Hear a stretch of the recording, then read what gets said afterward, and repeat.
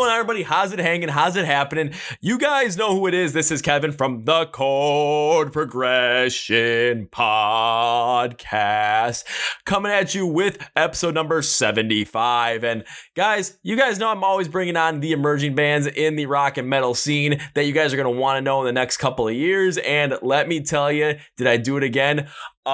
Yeah, I did it again, and we're coming with a band out of my favorite city out there. That's not my home city, Milwaukee. I'm talking about Amsterdam with the band called MountainEye. But before we get into the intro with them and the interview, let me go through my shameless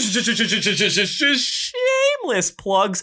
Of course, if I had any advertising at this point, this is where it would come, but we're getting closer and closer to that as the podcast is growing through the more emerging bands in the scene and doing it. So we're still going to plug our own stuff. So follow My Song Day Rock 2000 Day on Facebook, Twitter, and Instagram. Those are our 3 social media platforms that we are on. Facebook, anytime anything gets released, you're going to find out there. Twitter, same thing, but it's really easy to talk to us there. Instagram is our biggest platform because we ask you questions, 30-second song of the day previews, and find out time anything gets released, the YouTube videos, podcasts, anything like that. We also do our IG TV videos every single Tuesday because, well, you get to find out what's going on here at My Song Day Rock 2000 Day, and our Instagram live streams every Wednesday night at 9 p.m. Central Time because it's an hour you come talk to us and we just have a great amount of time. Even last week we did something where it was like we typed in different lyrics and you had to guess what it was, and I had someone else on there too, one of our fans, name is Maddie. It was freaking awesome. So follow us there, link description below. Subscribe to the YouTube channel, which if you're watching the video, you're watching that right now. So go subscribe to the YouTube channel because when it comes to the Chord Progression Podcast, that's where you can watch all the interviews, especially with these bands. You can actually see them because we do them all over Zoom. So it makes a lot of sense. And one other thing you can do is subscribe to us because you're going to get to watch our album reviews, any other crazy videos you come out with. Check out my one that's coming out tomorrow because it's about me trying to figure out if I like Dance Gavin Dance. Like that one I went really into depth on myself. So go subscribe to that. Also with the Chord Progression Podcast, you can listen on Spotify, Apple Podcasts, and Google Play as well. So you can subscribe all those links for all the stuff in the description below and enable our Amazon Alexa skill if you have an Amazon Echo because that's you can listen to the whole entire Song of the Day selection, which is kind of the biggest base that's around because the Song of the Day selection is where all these different people that are part of the My Song Day Rock 2000 Day community can come in and talk about music because you can fall in love with bands you used to love. You can fall in love with new bands you love, fall in love with new music, and you can fall in love with newer bands on Small Band Saturday where you can get a look at their music that's, they're not that big, but they could be. So get on them early. And you can always talk to everybody on our platform because it's all about open discussion, baby. But now let's get into the show. So when I did the podcast with the Belgian band Suasion, yeah, I saw this band MountainEye. They messaged me, or not messaged me, they just commented and said it was awesome. So I listened to their music and I really like what they had. And we set this up and you guys are going to want to listen to music because they have this alternative metal sound, which we will go into in depth on the interview, but it's not just alternative metal. Like they mix so much more in there. It is so intriguing. Their Uncharted album came out in 2018. So go listen to it. You can find all their information in the description below. So go enjoy it and enjoy this interview with MountainEye. You guys ready for this one? Let's go. Yeah. All right, ladies and gentlemen, boys and girls, listeners of the Chord Progression Podcast, you guys know I always love to talk to the bands I like to think of as the emerging bands in the scene of rock and metal, like the ones where all of a sudden, like 5-10 years down the line, you're going to see headlining these major festivals. And I think I stumbled upon another one. So please welcome the guys from the band MountainEye. Guys, welcome to the podcast. Thank you for having us. Thank you very much. Well, before we get started, and someone's phone went buzz, because I definitely heard that. Before we get started, because I'm not necessarily sure how much of my audience knows who you guys are, so do some introductions, let us know who you are, and then we'll really jump right into it. All right, well, I'm Arthur. I'm the vocalist of MountainEye. That's it. I don't know if I have to add anything to it. I mean, if that's all you want to do, that's fine. Yeah. Okay. I was about to say, I don't know. I'm an Aquarius. I don't know what else you want to know. I mean, I bet there's someone out there that's interested in knowing what your zodiac sign is. I mean, it's very possible. Yeah. My Chinese sign is half tiger. Like if I remember correctly myself, I'm a Sagittarius and I'm Chinese. I was born during the year of the dog. And alrighty, perfect timing because it looks like your drummer is joining right now. Awesome. So should we make him do the introduction right after he gets on? Yeah, exactly. Yeah. All right, wait till he There. connects, and we'll play. Should I start doing the Jeopardy theme like do do do do do do do do? Most I'm just waiting for the little thing that says audio connecting. no, he's not here yet. All right, well while he's Guys, you have to connecting, introduce yourself. I just said that doesn't work. I know I'm still waiting for him to connect to the audio. Alrighty. Well, Anyway. wait for his audio to connect. Someone else, introduce yourself. Well, I'm getting more video from Matthias on this one, so we'll wait for him to get back. When do you guys introduce yourselves? I am Omar, the guitarist of MountainEye. One of the guitarists, the other one is over there. That's Tim. I'm also a Sagittarius, so that might bring into like a certain connection. It might be. So yeah, let me just give it over to Tim. Yeah, I'm Tim. I'm also a guitarist in MountainEye, and I have no idea what my zodiac is, so I wouldn't know. I mean, we can look it up if you want. Yeah. Well, I'm born the 10th of April, so 10th of April. Well, while we're waiting for Matthias again to just connect to the audio, because I got his video. I just don't know why his audio isn't connecting, but 10th of April. So let's see, where does that go? Because that you recently had a birthday, so happy birthday, Tim. oh, thank you very much. It was a little bit weird. I turned 30, and it was with the current situation.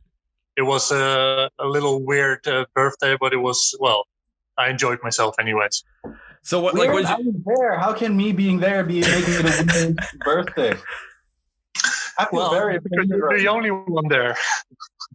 And that's all you need. I'm special. You only need me to make it an awesome party. There we go. We had quite a party, the two of us. Was nice. I'll say, so what did you guys just get a bunch of food, just start drinking a bunch of wine, a bunch of beer, just having a good time, or? No, I just show up and I just ravage their fridge, and then I leave. Okay. Yeah, that's basically what happened.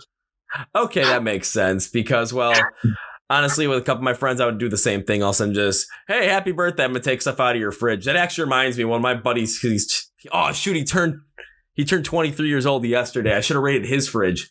He's a lot of beef jerky in there. I would have loved some of that stuff. Yeah, talk to Omar about beef jerky. He loves that stuff. I'm actually the biggest fan of beef jerky that you'll find. Like beef jerky built on whatever. Like as long as it's dried beef, you're my best friend. So now I know if I get a chance to come back to Amsterdam and see you guys play live, I should definitely just make sure I have beef jerky on me. And then you guys are playing, I might just start throwing up at Omar. He's gonna be like, "You're probably gonna stop playing because you're gonna see beef jerky right in front of me." Like, ooh. Yeah, that's the Sagittarius connection, right? Exactly. Alrighty, let's try and get Matthias in one more time. All right. And then we will make him do the wacky introduction. So for everyone that's listening in, not watching, Matthias is trying to join in. And do we have him? Matthias, can you hear me? Says his audio is connected, so. Yeah, I can hear you. Alrighty, perfect. Well, we were waiting when you were connecting the first time. We had Arthur go through his introduction of himself, and we were going to wait for you to come right and just really throw you into the fire. But because of the connection issues, Omar went, Tim went, and now it's your turn. So pretty much what they've said is who they are, what they do in the band, and apparently what their zodiac sign is.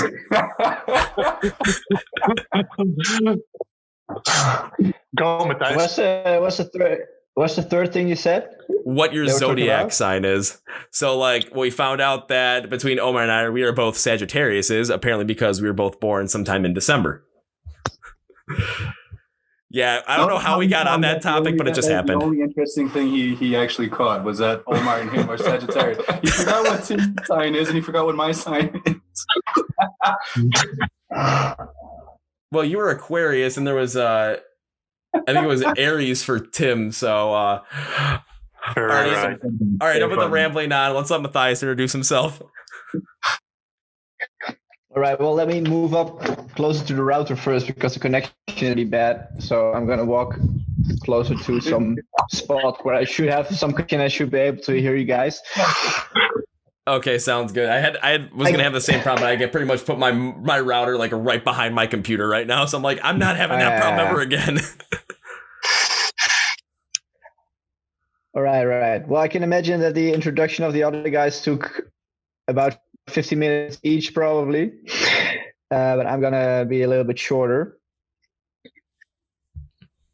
Are you guys still there? Yeah, we're still here. We hear you. Okay, this connection is not the best ever.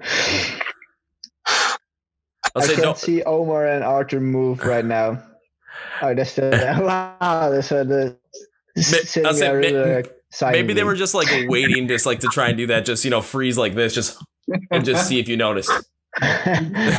Full attention with us for the first time in your life. Full attention. That's Is this going to be my 1 minute of fame? Well, I'm Matthijs. I'm a drummer in the band, and I'm very enthusiastic about the uniqueness of the band Korn.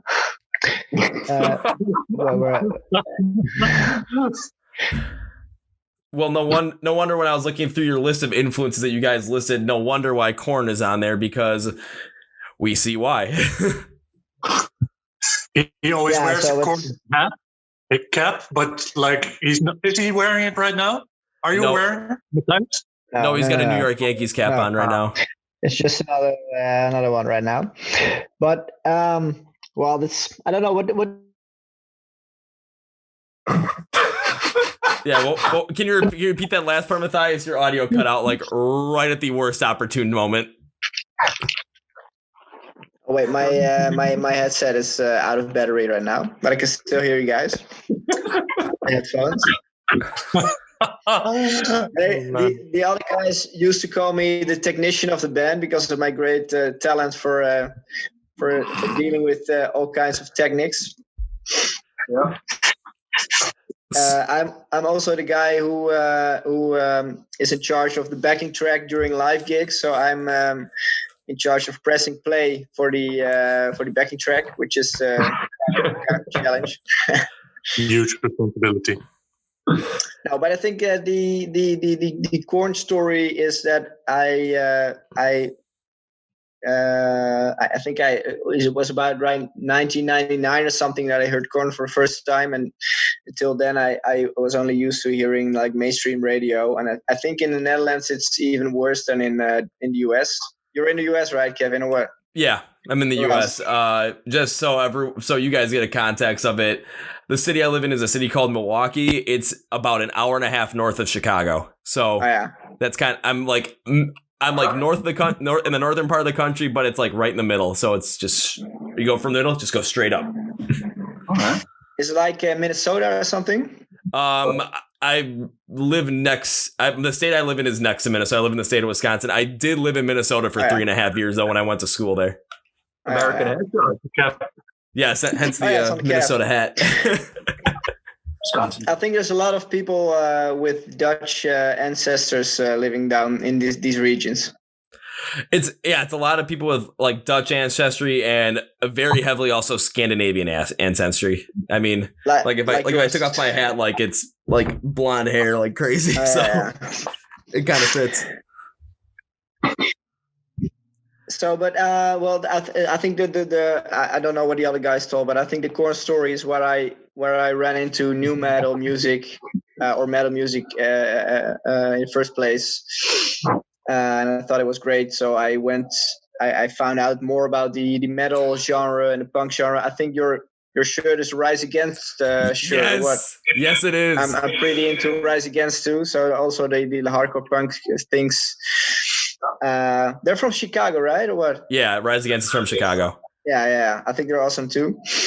So the whole like punk and metal scene, yeah. I think it's great. So I started going to those gigs, and well, I think the other guys already told you about how MountainEye started a few years ago. No. Really? Well, go ahead. I'm enjoying myself here. I'm gonna leave it up to you to tell more about that, but I think this will be my introduction. that we What? had like 15 minutes introduction each, but you're the one that's talking the longest right now, man. About Yeah, you yourself. actually had the longest introduction. All right, all By right. far.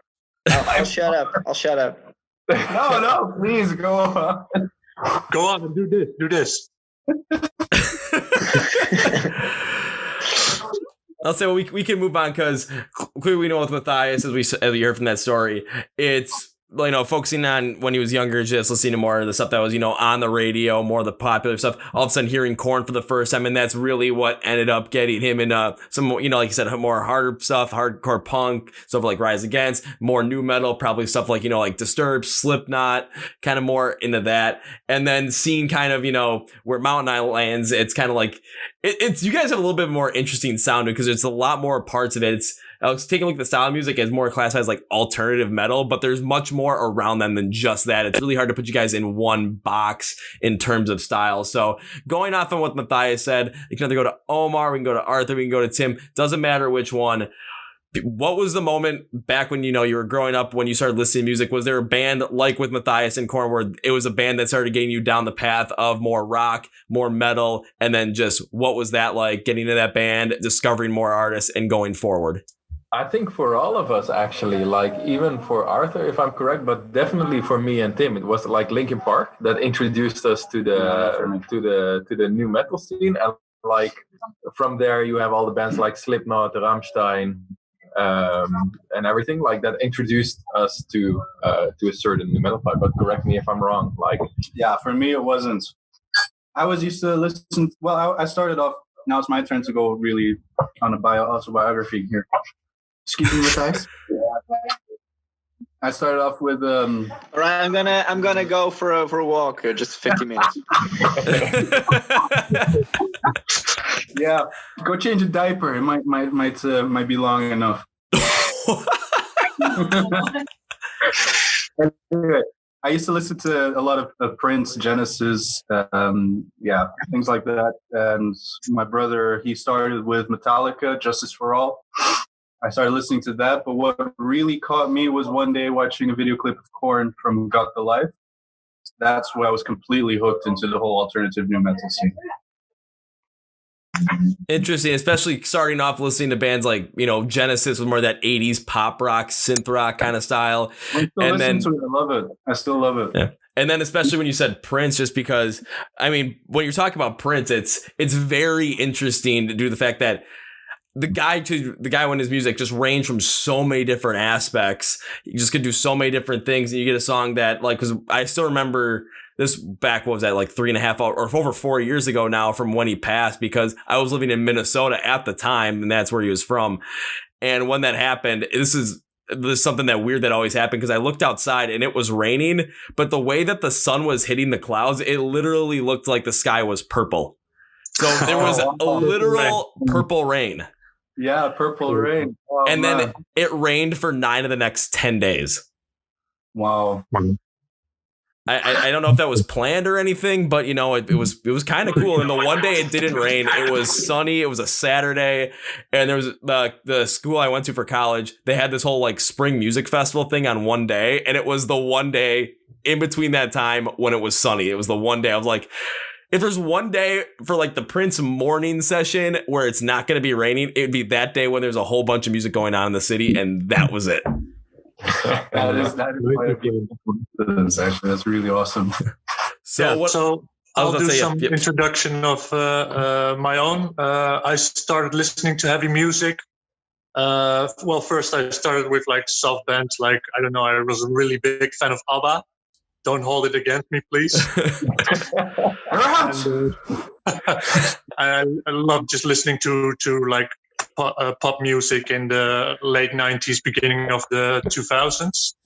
And my parents were playing, I think it was the unplugged CD of Nirvana.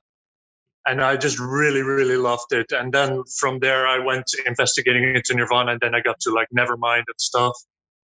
And yeah, it really hooked me on the louder kind of music. And from there, I went to like Papa Roach, and from there I built to Iggy Pop and Rammstein. And from there, yeah, just kept going all the way to Slipknot and stuff. So that's basically how I got into the genre. So it's always interesting to see how that all kind of starts out between different band members, especially because when it comes down to it, when you think about it, how you guys were influenced getting into this type of music as you grew up, that always ends up shaping how you think of music and how you want to write music. And when you bring people together, like, I mean, you bring Matthias in, who started out pretty much just, I mean, Korn changed everything. You go over someone like Arthur, where it's like, you know, you start listening to like Prince and Genesis, and all of a sudden you bring in Linkin Park, and then you, Tim, where it just goes, you're listening to more pop stuff, and then you get into that grunge era with Nirvana, and then you get into heavier stuff, you get into that new metal with Papa Roach, and you get more metal with Rammstein, and just keep going and going and going. What that all ends up doing is, when it comes time for you guys to come together as a band and write music, you're all taking from a little bit of different influences, but that always ends up being the best thing possible, because then you're not just writing the same stuff over and over and over again, and it's just not the same style. You're always able to bring a certain style in and maybe tweak it around a little bit with someone else's influence. Yeah, definitely. And I think like we meet each other a lot at the, like, how would you say it, like the accessible metal sound, like the alternative metal sound, but we all have our different backgrounds. And for example, Arthur already mentioned Genesis and Prince. But for example, like besides rock or metal music, I absolutely love, I'm from Egyptian descent, and I love Egyptian folk music, or even Eastern European folk music. So that influences us a lot as well. And the same goes for electronic music. Like there are a couple of band members that listen to electronic music as well, or even hip hop or rapcore or whatever. So we all blend in our own backgrounds, but in the end, it all, like, we meet each other in the middle, and in the middle there's always this alternative metal sound, or even this new metal sound, depends on your perspective, but we like to say alternative metal though. But alternative metal. Yeah, because I was gonna say, like, when it comes to like alternative metal, new metal, it seemed like for a while there was always a certain idea or stigma around new metal, that it wasn't necessarily the thing that bands wanted to be classified as. Similar to, like, I'll use Green Day as an example as well, because people are starting to classify them as pop punk, and they really didn't like that because of just the other bands that are kind of classified under that. And with new metal, I think one of the biggest bands that bands really wanted to get away from that was classified under that would have been Limp Bizkit. And it's just it's not something like, I mean, Limp Bizkit, am I a fan of their music? Not really. Is there some songs I like? Yeah. And plus, if they play break stuff during like a live show, like in between sets, because that happened to me when I saw Beartooth, I Prevail, and A Day to Remember, and between I Prevail and A Day to Remember set, like, over, like, you know, they're always playing music in between, and they're playing break stuff by Limp Bizkit, and while it's not everyone's favorite song and not really anyone's going to go out their way to listen to it, in between sets at a concert, it's so much fun to listen to, because people are just going absolutely nuts, having a great time. Yeah, but it also has this nostalgic vibe to it, right? Like, we all remember those days that we were hearing those songs on the radio or on the TV. Even like back in the day, they used to play rock music on TV. So, so for us, that's literally the same. Like, we would love to hear those songs over and over again, even though it might not be our favorite song, but like, we love to get that we go back in the day with those songs. Mm-hmm. So. I personally, I'm quite a big fan of Limp Bizkit. I do like them. I know they get a lot of hate, and everyone has their reasons and disapprovals, but I really appreciate their music. I really do like it. It is quite unique, the way they brought things together in their style. Yeah, the reason why most people kind of go shy away from their music, or aren't the biggest fans of music, and kind of have that negative stigma towards it, is honestly, a lot of it's primarily focused on the frontman Fred Durst and just his antics. Yeah. But then again, there's always going to be people like that. And then over the course of time, all of a sudden, those antics that people hated him for, all of a sudden they completely forget about them. And it's like, then they become, you know, sometimes even liked for those antics, or just like for the style of music they put out and just their persona. I mean, one of that's happening to right now, in that where for the longest time, people didn't really care for him. But now it's just like with their last song, just absolutely blowing up in terms of pop culture and just what's going on here in America, is falling in reverse with Ronnie Radke. Because that song, like, when it dropped, I still remember when it dropped, I'm like, this is damn good. And all of a sudden, for the past like 6-7 weeks on the radio, it's been playing, and I'm just thinking, how the hell does that happen? All right. And everyone's like, oh my God, he's a great songwriter. It's like, he's been doing this for like 15 years and now you guys are finally realizing this. Come on. You're talking about Popular Monster, right? Like Yeah. It's a really great song. And it's also, I know it's produced by Tyler Smith, which is one of the people that we ended up taking lessons with, like on how to do band marketing and stuff. And I'm really like impressed with his view on music. He's always trying to evolve and trying to incorporate new styles into basically metal music. So that's really inspirational. And it's a really great song. I love that song. Yeah, I think I ended up picking up as my favorite song, or I picked it as the best song of the year from this past year. But now I really want to circle over to that, Tim, because that is something that really intrigues me, where, especially with Tyler Smith being one of the people that really worked on that track, and then you guys working with him as well. How did you get connected with Tyler Smith? How did we connect with Tyler Smith? Well, he has a program called Band Academy together with Joey Tyler, which is also quite well-known producer. And basically we saw like ads for it on, our producer who did Roads Uncharted told us about like they have this Facebook group called Last Band Standing, I think it is. And basically from there on, we were following this group and being active and stuff. And then they announced this program like Band Academy, like how to be a better band, how to do your marketing well and all that kind of stuff. There's a lot of stuff going on behind the scenes of bands that you really never heard about, but it all has to be done to grow as a band. But, and basically that's how we ended up doing like a lot of like sessions where Tyler was talking and we could ask questions and they would do like all these courses and tutorials and stuff. So yeah, that really helped a lot. So was it something like you got connected with him and when you were doing these tutorials, able to ask him questions, was it something on more of an online platform with like what we're doing right now, or was it in person? Yeah. No, it was on Facebook and he was just live and talking and we could just ask questions in the chat and he would answer. And he's a really nice guy and a really great producer. He's really an inspiration. So when it came to your album, I can't remember the name, Roads Uncharted, were you able to work with him on that at all? Or was that something where he wasn't a part of it? You're just kind of able to get a hold of him on these, Facebook live stream to ask him a couple of questions and then use those answers to maybe help out something with a song you're writing or with that whole entire album. And maybe if you were stuck on something or gave you a new idea to try and mess around with one song here and there, just to try and change it up, see if you liked it. Was it something more like that? No, it was basically we joined this course after we had already finished Roads Uncharted, but it was just before we were about to release it, I think. So basically it was more about like how should we release our video, which kind of marketing tactics behind it, stuff like that. We could just talk to him about a lot of that kind of stuff because he also has this band called Danger Kids and they went through the entire process. So he has quite a lot of experience in this industry, and it really came in helpful. Well, I mean, I would assume so that it came in helpful because I got to take a look at some of the stats. I mean, I had some like taking a look at your Spotify monthly listener count. You guys are right at 17,000 Spotify listeners monthly, and I mean that's a whole lot of people listening to your music on a monthly basis. True. But we worked quite hard for it. It's some people just think you put music out there and that's it, and people will come to you, you will become famous, but that's not the way it works.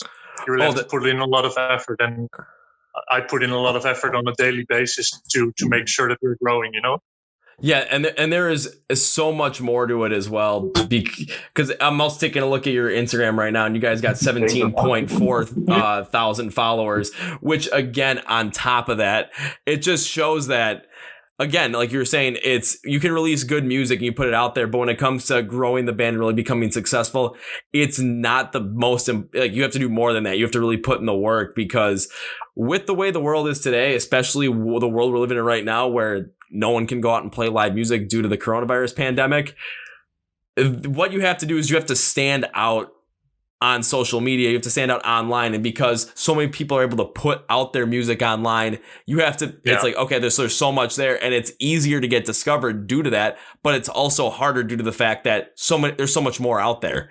So it's easy to get your stuff out there, but you're dealing with a much larger pool of music that you have to kind of sift through to really make that happen. Yeah, definitely. The competition is just, there's so many great bands that no one ever heard of. But, there's just so many competitions you can't get to the good bands through all the noise, So you really indeed, like you told, you have to stand out and do something special. I think in every aspect of what you're doing, you have to have quality and you have to be special, because otherwise you're not going to make it. Yeah, and especially when it comes to just growing a band, especially you guys have come out with one album. Are you signed to any sort of record label at all that's helping you out with promoting this, or are you independent promoting it yourself? No, independent. Okay. The only reason I want to bring that in is because a lot of the other bands I talked to have been independent as well. So when it comes to independent bands promoting, it's pretty much all the same thing, where you're not getting that extra help from record labels or recording companies that have those connections. So you have to make that happen all on your own. And is it harder without that help? Absolutely it is. But then again, one thing you're going to see is you're going to see growth, especially in your audience. And I'm talking more, weird like marketing economic standpoint, but that's also kind of my thing too. When you think about it, you're going to end up growing. You're going to end up not growing as fast maybe. But one thing you're going to do is when you're growing and people are listening to music and following your stuff and just consistently listening to it on a daily basis, you're going to get more of a connected fan to your music than you would maybe if a record company puts it out there just trying to throw as much out there. So you're growing. You might be growing at a slower rate than you would have if you were under a record label, but you're growing with a much more connected audience to yourself. And I kind of just rambled on there, but you know what? That's what I'm doing.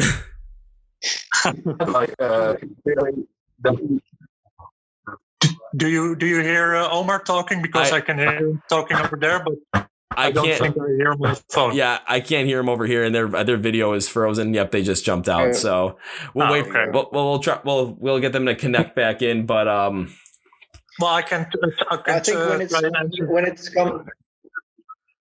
Yeah, Matthijs, go on. Well, when it comes to labels in Holland or label companies, there aren't too many of them. I think the opportunities are a bit. There are a bit less of them compared to the US, I guess. And there are a few very small labels, but then in the digital age we're in, like Tim already mentioned, it's sometimes easier if you have a lot of effort to put into it yourself. The results are going to be better than when teaming up with a label, with a record label. So only the real big record labels can give you the push to the real big audience. But if it's a really small label, you might as well give it a try yourself. At least that's what we did, and I think the results were pretty okay. Yeah, and if I remember correctly, because I'm gonna pull it up while I have the chance, because of course if you look on Spotify, I think I may have spelled the name wrong on here, but when you look at Spotify, one thing you can see if you go into from my standpoint, if I go to the About section, I'm able to see like the top places where your music's being listened to. And taking a look at it, this is what I find incredibly interesting, and this is going to speak volumes to what you guys have done to make sure that people are hearing your music and you're growing your fan base. Because taking a look at where you're most popular on Spotify, you're most popular in Istanbul, Turkey, Santiago, Chile, Hamburg, Denmark. Is that Denmark or is that Deutschland for Germany? Yeah, it's got to be Deutschland for Germany. Okay, that's weird. Yeah. No, it feels Mexico City, Mexico, and Helsinki, Finland. So your top 5 most popular places where you're being listened to on Spotify are in 5 different countries. Oh, true. And not only that, it's not like 5 different countries like within Europe. I mean, you've got 2 countries over in South America, one in South America, one in North America. That's insane. Yeah, we were. Oh, were you going to talk, Matthijs? Well, I was about to mention that it's interesting that a lot of alternative and new metal bands are very big in Santiago, Chile, Mexico City, Sao Paulo, Brazil, and cities like that. Those are real big cities to start with, so they end up really high in the charts of cities for all those bands. But there are also cities where alternative metal and metal in general is still really big, even more than in a lot of European or American cities. So they appear very high. If you're gonna look at those cities for Korn or Slipknot or any other alternative bands, those cities will be pretty high for those bands too. So they're really alternative metal cities. Yeah, because I'm just taking a look at Slipknot's right now, because their top city that they're listened in is Mexico City, and Santiago, Chile is third. Sao Paulo, Brazil is second. So what I'm seeing though is it's just in the places where that's where your style of music, where that alternative metal style music, maybe new metal, heavy metal, maybe some more metalcore stuff is popular, is really being centered around all these different places. But that's also where your music is at its most popular. So your music is being heard in places where it's basically, the hotbed for this kind of style and genre at this given moment. True. And it's also because we like get into a lot of Spotify playlists, and they're scattered all over the world, like some playlists a lot of people in Istanbul listen to, other playlists, they're very popular in South America, others in North America. And we try to get on as many relevant playlists as we can. So, at least people hear our music, and then hopefully, of course, they connect to it and they listen more and they become actually a follower of the band and a fan. But we try to be out there as much as possible, so that if you are listening on Spotify to metal or rock music, that the chances are high that you come across to our music, and then hopefully you like it.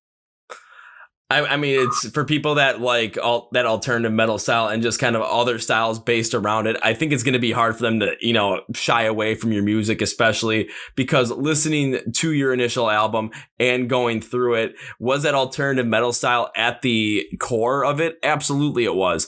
However, there were songs that sounded a lot harder, like they had, more of like a heavy metal and maybe metalcore influence on them. And however, there were some times where it was more hard rock and maybe more of just like classic rock, a little bit more of a slower ballad style to it. But where that ends up coming in is that core style is still there, but you're able to experiment in so many different realms as well in terms of subgenres of rock and metal with your music as well. So, and that's what I was like about when I talk about the core is still there all the time. But then when you kind of branch out, we know it's you guys, and we are interested to see exactly what else you can do with your music. So that's where all those other influences that we talked about earlier really come into play at something like this. Definitely, yeah. And I think in Roads Uncharted, we kind of, there are some other influences, definitely, but we kind of we kind of stuck in the safe boundaries of the genre, basically. But I think, especially where we're already working on our next album, and if you're going to listen to that one, then you can still see that the main thing is going to be the alternative metal, but there's going to be a lot more influences from outside the genre than on Roads Uncharted. So it's really exciting for us because we're really, we love the music, obviously, and we're really excited to get it out there. But I'm really curious how this is going to be perceived by the audience, because it's a little bit more out of the normal new metal, alternative metal genre than the first album. So very curious about that. Well, the thing is, you always have to try something else, just because if you're going to stay completely stagnant, there are times where it does work, but most of the times you stay completely stagnant with the same sound over and over and over again, it's you're only allowing yourself to really go a certain amount of distance. And one band that I kind of can point to that, where at times it sounds like they're sound the same a lot of the time, but recently they may have ventured into a little bit more of a different style, is a band like Breaking Benjamin, because their sound is so consistent across the board, where it's just like, you know exactly what you're getting, you know it's going to be good, but then there are times where it's like, you know, you're listening to it, it's like it's kind of sounds the same over and over again. Then they came out with their Ember album in 2018. The first time I heard Red Cold River, I'm like, wait, Ben Burnley's screaming? Okay, I'm in for this. And it's just like, it's somewhere you kind of make a little bit of tweak to it, and it really does work. Because after listening to Roads Uncharted, I always like to go through a couple of songs, but then I always like, when it comes to something like this, I always want to do like my quick hit review of the album. And what I wrote was, after listening to the album, you cannot put this band in a box in terms of genre or style, and that is a good thing.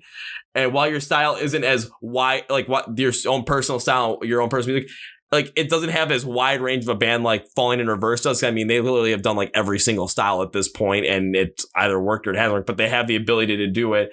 However, you have something with that with alternative metal roots, and you mix in more styles that include, you know, that new metal style. I've heard sometimes thrash metal style in there, metalcore, groove metal, hard rock, sometimes even an alternative style at one point. The open variety of your sound is absolutely fantastic, and is no wonder why your debut album got a lot of praise and reception from a lot of different like hard rock and metal publications. It was a great debut album that allows this band to show off their sound and ability, and to play with that sound in many different aspects, and especially able to do that going forward. So, because I listen, I'm like, I like where this is going. What we missing? Well, great to hear that. Omar, are you already back online yet? We're back online. Back. We've been trying different things. It's just been very Way too much, so go. Go about what? Go where? Okay, so basically now that for everyone that's listening and was able to watch the video, so Omar and Arthur have been having a little bit of trouble getting connected back on with it, so that's why Tim and Matthias were primarily the ones talking at that point. But for Omar and Arthur, we were talking about MountainEye album and the Roads Uncharted album. I always said Mount album. That's always I always do one mistake during these podcasts. I always do one flub up, and that was probably one of them. But basically, you're talking about how with MountainEye, especially on the Roads Uncharted album, like you can tell that there's definitely like the alternative metal style is the root of that. But as I was listening to the album, I mean, I'll just give you the quick, because I always do like a quick hit review. I just said the whole entire thing to both Matthias and Tim, but I'm going to tell you guys in a quicker fashion. As like after this album, you cannot put MountainEye in a box in terms of like genre or style, and that's an absolutely good thing. You guys don't necessarily have that as wide of a range as a band like, you know, Falling in Reverse has, because they can just go everywhere they want pretty much. I mean, in terms of like rap, I've heard like some like ballad stuff. It can go all over the place. However, with that alternative metal sound at the base of it, you guys can go through so many different aspects and do so many different things. And with other different sounds like new metal, I've heard some thrash metal, groove metal, hard rock, alternative rock. Like you guys can do so much there, and it's a great debut album because it allows you to show off your sound, but also allows you to, you know, build intrigue. It's like, if they can do all of this with their sound, what's coming next? I'm gonna do this one. No, I completely agree. I think that's the core, the message from the album itself is to show everything that we're able to do. We don't want to feel stuck into one genre as well, as because per se we all have different backgrounds in music as well. So we've been incorporating that with it. Not as much as we will do in the second album, like Tim mentioned. The second album we're more free to explore the different areas. I mean, the pop culture per se will be showing up more in the new album, and that's what I love about alternative metal, is that it gives you more flexibility to incorporate different genres into it. And I think that's great about Roads Uncharted, is that we've somehow managed to incorporate different styles like rock, metal, and everything that you've mentioned. And, that's always something that when you listen to it, it's one thing that I found out from like listening to music and talking to people as well, is when it's at the beginning of it, when bands are doing these things where it's like they have that bass, but they have so many other influences around them and can go to so many different styles. It's always like at the beginning, it's a little bit rougher to try and like really get a lot of people into them. And the reason is because you guys just don't fit into that little perfect box that certain of these bands do. I mean, take a look at like, I'll use Korn and Slipknot as the example. When they first started out, I mean, they were not really like they weren't nearly the biggest bands that they are today, due to the fact that it was a totally different and new sound that they were playing with. And it's like people couldn't put them into a box, but when all of a sudden they figured out exactly what the sound was, if they liked it or not, these bands exploded. I mean, you look at Loudwire.com, when Slipknot released their We Are Not Your Kind album, for that whole entire week, that's all they talked about. And that's that's a major rock and metal music publication. So when it comes down to it, it's at the beginning, is it a little bit rougher to get, people to maybe really get into your sound? Yeah, because they can't put you in that neat little box they want you to. However, over time, in the long run, are you going to have that success because people are really going to get down with that sound? Absolutely. Yeah. And I'm just I go another little rant, and my response is, yep.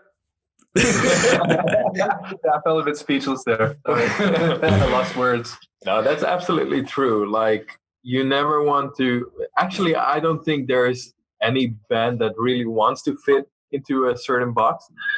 Like, you always want to explore new horizons. You always want to engage with different genres. You want to have new influences. And for us, we were actually still searching, like, what defines MountainEye. Like, of course, we all have in common that we love alternative metal, or we grew up with new metal. But there are so many music genres that we all like, or like either one of us likes. And why shouldn't you involve that? And that's basically what Tim already said. Like, on the second album, we try to play it less safe than we did on Uncharted. For example, you'll hear Arab influences, like Arab folk music. You'll hear the pop culture that Arthur just mentioned. Even post rock, like all these different kinds of genres. Like, there is so much territory to explore. So basically, that was everything that we were trying to involve in the MountainEye sound. And for the first album, we were defining our identity. What is MountainEye? And I think we managed to put out a nice record that defines MountainEye. But we are trying to broaden, explore new territories. And I think we did a fine job by doing so. We'll see what happens on the next album. Oh, through that first album, absolutely you did a fine job on it. And one other thing that I think about too with that is when you brought up that whole entire thing of in the next album, pop influence, but then you brought up there's potential Arab folk influences in there. I mean, Not gonna lie, that intrigues me to all hell, because when you take in some kind of influence from something that necessarily might not make sense to mix with it and then bring it together, and it could sound fantastic. Overall, it all depends upon how it hits people's ears. Myself in particular, one thing I always love to listen to is when people bring in other sounds. Like if you're bringing in the Arab folk sound and all of a sudden you have it on a heavier track, that contrast between the heaviness of the track and then this Arab folk influence can be something that is absolutely fantastic. And a band that I can kind of use as an example for that for myself to really kind of get that into more perspective is a band like Dance Gavin Dance, because the way their guitar work sounds, it's clean, it's crisp, but it's really kind of also wacky. And I know the guy from the Punk Rock MBA on YouTube named Finn McKinsey, he called it the Wheedly Wheedly gene, just because it kind of has that sound. I'm like, that really does work out there. And when they mix it with a harder sound instrumentation from the drums, where they're faster, hits are harder, the double kick is there, and they do the unclean vocals, I really do enjoy that. So when you're bringing in a different sound and you can contrast it with something, and that contrast really works, I mean, you can have a major thing on your hands. It could be something that could absolutely blow up MountainEye, because in the end, it's if you're playing with different styles, but the contrast between your alternative metal roots and the style that you're also working with works out in contrast, it could be fantastic. Exactly. And that's the whole thing that we spoke about. You constantly, you have to evolve. Nobody wants you to make the same record all over again. So you need to think what is the concept or the theme that we're going to use for this album? What defines this album? And of course, you want it to be interesting, not the same track all over again.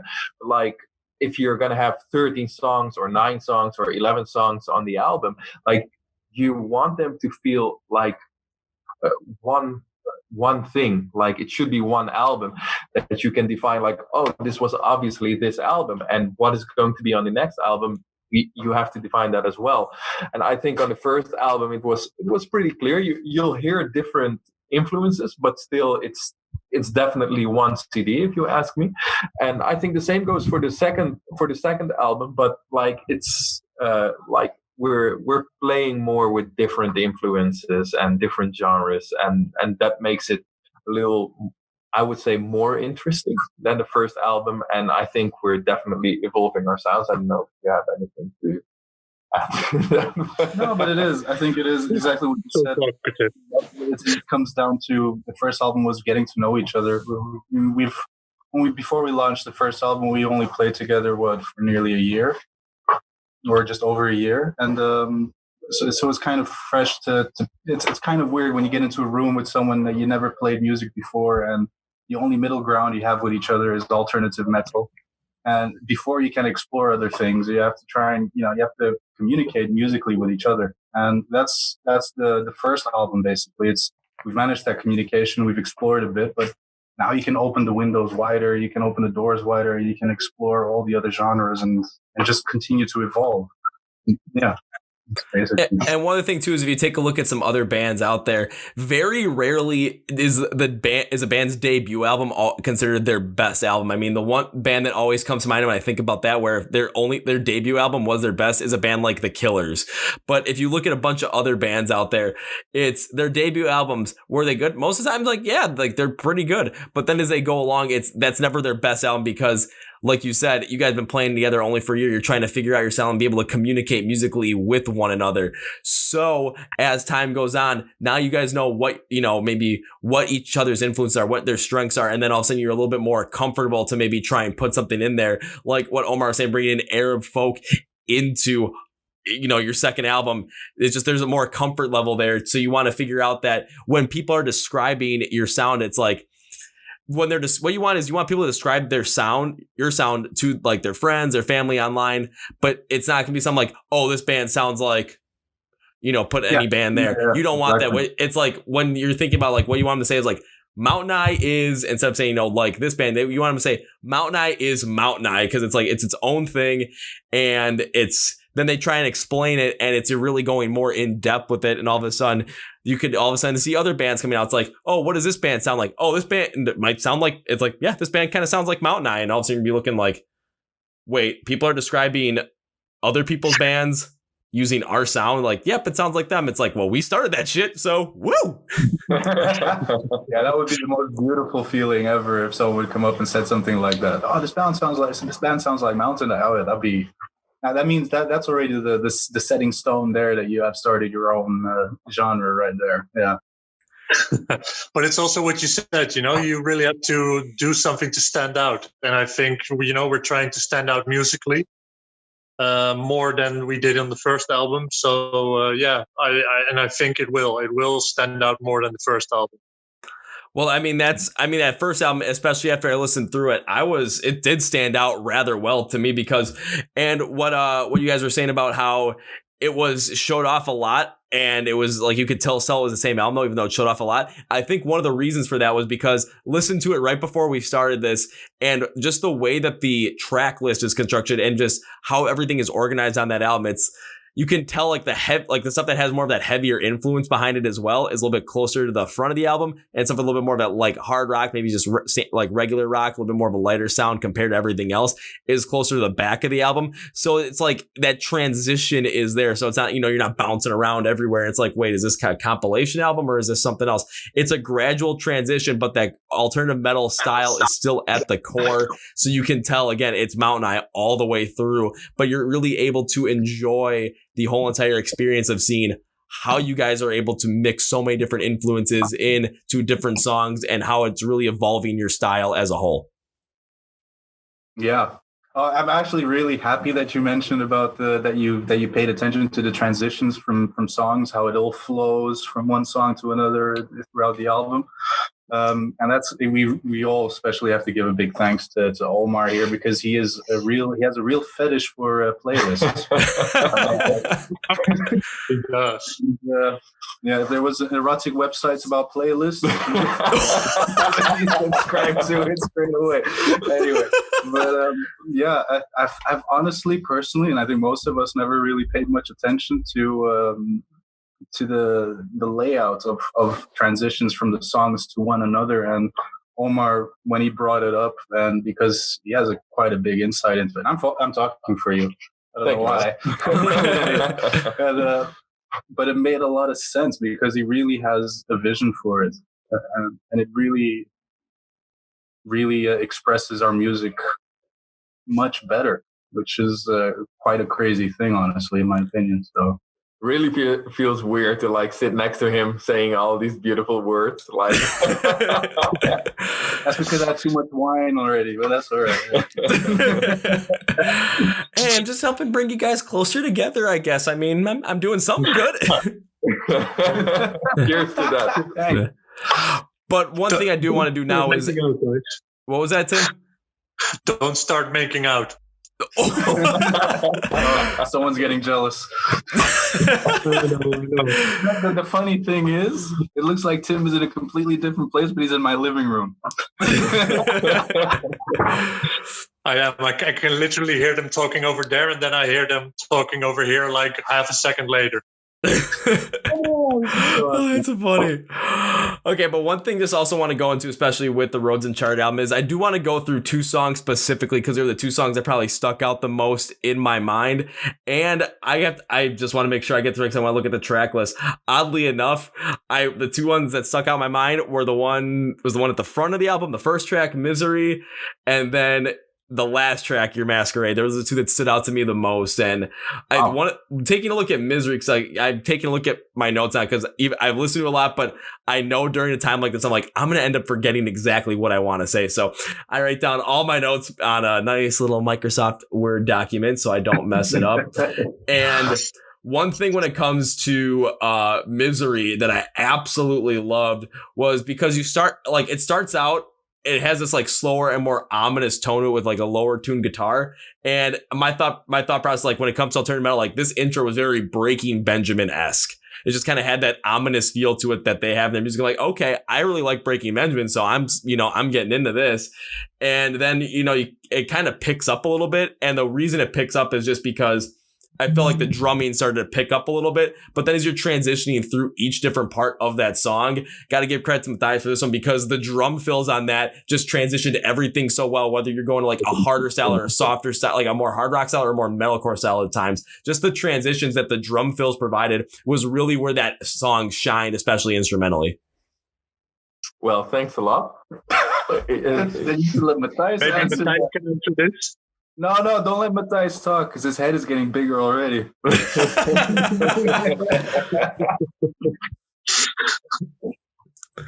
I mean, if he wants to talk, I'll let him, but otherwise I'll go to the vocals and we'll start inflating Arthur's head a little bit more too. Oh, more than already. That's not. Go on, Matthias. And so we'll inflate Arthur's head a little bit more on this one. And one thing I really liked, there's two things I really liked about your vocals on this song. And the first was, they were mostly clean throughout it, but they had this little bit of like a scratchiness to them. So it wasn't like super duper clean and angelic. Like it was like clean, but it was a little bit rougher, just with a little bit of scratches and vocals. And I really do like it because it just adds to what the instrumentation is asking for, with that like a little bit of a harder sound where, yes, it's very clear to see what you're saying. However, it's like a little bit of a scratchiness in there. Ooh, did that go well. And then we did get some unclean screams from you, and I did like their inclusion because of the second reason why I like this. Every single time the instrumentation changed and like a different style was brought in, a different influence was brought in, whether you're going more alternative metal, hard rock, or metalcore, whatever your vocals needed to do to really match that and amplify what the instrumentation was trying to bring forward, you really did. And the chorus it had that scratchy hard rock kind of tone, but it really reminded me of, and I'm going to use a comparison on this one. It reminded me of Michael Barnes, the singer from the band Red. And if you listen to their new album Declaration, which came out like a month ago, it just sounded so well because it was these hard rock, powerful vocals that weren't screams, but they were just scratchy, rough. And it was everything that the instrumentation asked for. Wow. Wow, my head is really big now. Thank you. I can't hold it on my shoulders anymore. Excuse me. Omar, you're gonna have to like put your hands on his head and be like, you have to hold him in place now. Yeah, like the COVID-19 era, right? Yeah, we cannot touch each other. Yeah. Yeah. Well, let's but you guys are in the same house, so I mean, like, it kind of works. Yeah, it works. So he absolutely did a great job. So maybe you want to answer on that one. No, thank you. Honestly, it was. I don't know. I don't know if it's. I just go with what the music asks. I don't know. The instrumentals is usually quite laid out. We always work in a way that we lay out the instrumentals first, and then the vocals on top, and we make mild arrangements here and there. But yeah, I don't know. I tend to follow them a lot in what they're doing, and I try my best to meet the demands of the song. Put it that way. Yeah, so it's like you're really listening to what the music is asking for after you guys construct it, because if you constructed, I mean, it's just basically mixing it with it. That's basically the best way to put it. Yeah. You're just working with what is gonna feel natural, because there are times where all of a sudden you listen to a song, it's like, oh, the vocals might sound better if they go flow, if they flow like a normal style. However, the vocals might be completely different in contrast, and it does work at times. But when you really let their vocals flow and just kind of the style of them flow with what the song is asking for, you're gonna end up amplifying what the feel is of that song. So if you bring in if there's gonna be a heavy instrumentation with that rapid pace, like a metalcore style, and you bring in those unclean just vocals and just raspy, just kind of stuff, it really works out just to amplify the heaviness, the rawness, and the grittiness of it. But then when you got to the chorus on Misery, I had to make sure I got the name right because I completely blanked at that given moment. But when you did the chorus on Misery and you went with that hard rock, but like real rough hard rock kind of vocals, just the way some of the guitar parts are really drawn out on that, it really did just hit so much harder with those vocals. So again, that's just the instrumentation being hard, but then Arthur, your vocals complement it, and both the instrumentals and your vocals working together to really provide the sound you're trying to provide on that song.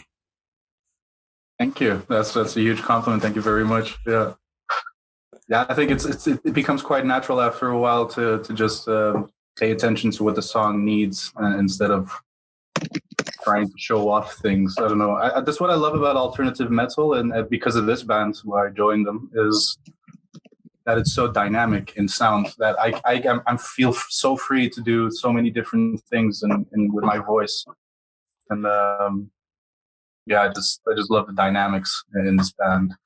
And everybody really manages to bring out the sound that much better.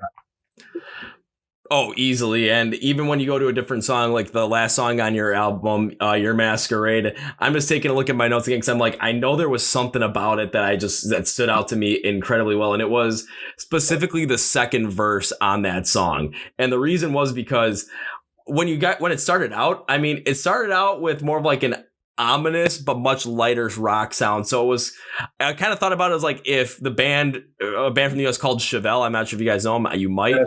Okay, guys, know Chevelle. And if Muse like collaborated and put something together, like it had like like more of this twang to the intro, but it was still hard, but it had like more like a real like produced melodic feel to it, which is like, okay, this is a little bit different. And then your vocals, Arthur, in the intro, they really did have that Muse feel to it, like from their song Madness. I'm like, it just fits so well together. Then all of a sudden you get to the second verse and it was something completely different, because what you guys did with the instrumentals was you went with more of like a hard rock style to add a different tone of the song. Like you added roughness to the song overall. But then Tim, on your guitar work, like I remember hearing like these quick hits of quick hits down to like metal strums there. And I found it real interesting because I thought about with a song that was constructed the way it was on paper, if I just looked at it and not listened to it, it seemed like it would not make sense overall. However, listening to it, it added so much more depth to the song. It just kept going and going and going. I'm like, on paper, this doesn't make sense. But when you actually listen to it, it makes so much more sense. And I don't think the song could go any other way outside of it that could have made it any better. Like, you guys really tried something on this one, and it worked. The funny thing is that when we wrote this song, actually, Arthur really didn't like that part, like the heavy interlude part that comes up twice before the chorus kicks in. And both Tim and I were like, yeah, we should keep that one in. And like it really contributes with the drumming and like as a pre-chorus in a way. Oh, and, yeah. Yeah, it turned out really well, but like even when the record was finished, Arthur was still in doubt. Like, maybe we shouldn't have done that. I was still not a huge fan of it. Well, because even But good to hear that you like it. yeah, and even you go like Arthur, you go with unclean vocals during that point too, and it just keeps adding more depth to the song because it's a song that like it starts out lower and it just builds up in intensity and it gets that point and it builds up and then all of a sudden throughout the rest of the song then it goes back down. It's like a whole like woo kind of thing in terms of just rawness and intensity. Yeah, and I was just like, I absolutely love how it starts out with it and it just builds to something and then instead of sticking with it, it's just like it's a whole up and down, but it's not like up and then you're like slowly going like you're going back to something. It's like I don't know how to describe it. It's not like a fade out type thing. It's where it's we're really fond of the outro because it really feels like an outro of an album, not only of a song, but like the way we that we aimed to write this song was like not following this regular structure of like intro, verse, chorus, and then a bridge and whatever. Like it does have a climax indeed in the middle, but after the last chorus, there's basically half of the song. That is still left, and like that outro really represents all the emotions that we went through. Yeah, that we covered on the album. And you hear all these different voices and you hear the dreamy vibe that really like pops up and everything. So we're really proud of that song as an album closer. So also the structure of it is very interesting. I mean, like you were saying, it's not that typical. Yeah, you have the verse and it goes chorus and it goes verse and then chorus and then something else and then chorus and it just has a bit of a linear, almost linear. It just goes up. Yeah, it's a pyramid structure. Yeah, pyramid structure. It reaches peak, goes down, and the layout of the song is it's different to the rest of the songs that we have on the album. Yeah, and I think because even taking a look at my notes again, because I always do like a little overall for myself, like okay, overall what I think about this song, and it was that, but the last line I wrote for this was. This song shows how much variance and potential that MountainEye has for the rest of their career in manipulating and experimenting with songs like this and sounds like this. So you're literally showing that on the end of the album, it's that you have so much potential to go forward, mess with sounds, try something new, and just take your alternative metal core and just completely go in many different directions with it. It shows in this song, and at the end of it. Well, being at the end of the album, it's the perfect placement for it because it just makes you think, what's coming next? What else is going to happen next? So, yeah, Omar, probably inflating your head on that one a little bit too. So, Arthur, you probably want to hold that one up too because it might be big at this point. Because I mean, with his playlist fetish, I gotta admit, like we have this like really, actually a normal writing process in that way that both Tim and I, like the guitarists, always start with writing. Not all the time, by the way. Like both Matthijs, Arthur, Keith, we all have our their input into the band. But like as guitarists, it's usual to start a song, and I think. If I'm correct, because Your Masquerade was written a long time ago, but if I'm correct, like both Tim and I had both our influences on this song. Like sometimes I have more influence on a certain song, and sometimes Tim. But I think this one was pretty much like done by the both of us when we were like way younger. The song was actually written before the band was formed, before we knew the other guys, and it was like really searching like which way are we going with this song. And I remember Tim came up with the first riff, and then I was like, yeah, okay, we should try to make something special out of it, because sometimes it's really easy to like, okay, put in a chorus over here and then a bridge over there. Sometimes it's easy, sometimes it's not. But like we really, like the both of us, we really try to focus on that outro. That outro after the last chorus, which is the absolute climax of the song. We really try to put in something special, and that is why it was a no-brainer for us to put it on the end of the album, because it really transitions into like the last emotions of the album. Like Arthur is screaming, "Somebody please save me, somebody please help me," if I'm correct. Like, yeah, that's basically the feeling of the whole album, and we're so proud of it to put that as a last banger on the album. So. Yeah, and putting it at the end, I mean, like we were saying, it was the perfect choice to put at the end of it. And thank you, man. I don't think you could have ended that album any better in terms of ending it the way you did. Again, when you're talking about, bringing all those emotions from the music to a kind of like not necessarily to a conclusion, but wrapping them together in like at the end, but then also creating enough intrigue to what are they going to do next? Like there's like you're leaving the door wide open for yourselves while also perfectly wrapping up that album at the same time. Yeah, I think it's really funny because our producer was actually saying exactly the same. He came to us after the mixing the album, and he said like, "Wow, it really feels like this is not the end of the album. It wraps it up, but on the other end, you're really left wondering what's going to come next." And that's really funny that you also got that from them. So yeah. Well, hey, you know what they say? Great minds think alike. So I think I'm doing something right. So definitely. Yeah. So now that we kind of went through that a little bit, the one thing that I really want to ask you guys about is when it came to the reception on this album, when you guys first released it, from what the fans were saying, and from, because I know I saw that there are a good amount of rock publications I can't say that word. God dang it, I'm having a mind. Just like place like public publications. Yeah, I was saying publications. That's gonna be a whole thing that people are gonna end up getting on me, and I think it's gonna be funny. But it happens. But like places like that are gonna be always reviewing this stuff. I looked at a couple of them. There are a lot of positive reviews on this album. So what was the reception that you guys saw from this album when you released it? Not only from people that would review the album, but from the fans as well. As we get more light on Omar and Arthur at the time. I think they're busy with something else. I'm going to answer that. Yeah, we were really, really happy with what people, like how they received the album. Like a lot of people told them that it really reminded them of that old school new metal sound. Like, Linkin Park, we heard Slipknot a couple of times, Disturbed, Korn. So that's really like a lot of the influences that we put into it, people got them out of there. So that was cool.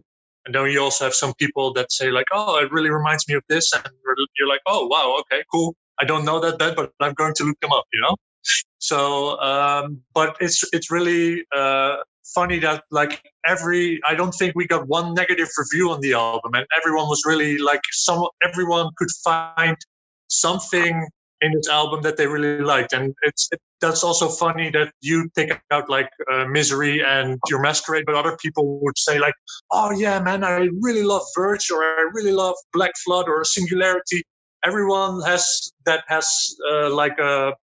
that likes new metal or alternative metal, they can find some elements in the album that they really like, and they're all different. So that's really interesting that it's so varied in that way, that like a lot of people can find different things in that. So yeah, really happy with the reception. And I don't know if Omar and Arthur want to add something to that. No, you pretty much covered it. It is true. I mean, we've had really good reception. Also, I mean, yeah, obviously you're not going to please everyone in the world. That happens with all genres of music. I mean, you always have everybody hates something. That's just natural. But I was quite surprised, for example, even in concerts, especially because we've been playing the album pretty much in every show. And we've been to some venues, for example, where most of the bands are way heavier than us. And then you're showing up, and then you see the crowd, and you think like, yeah, this is not going to stick. I mean, this is going to go south really bad.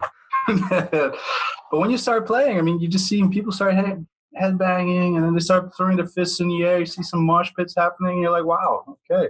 Actually, lately they've been like that. That was a lot of fun. Like we played in cities that we never played before. Like we don't know anyone over there, whether it's in the Netherlands or abroad.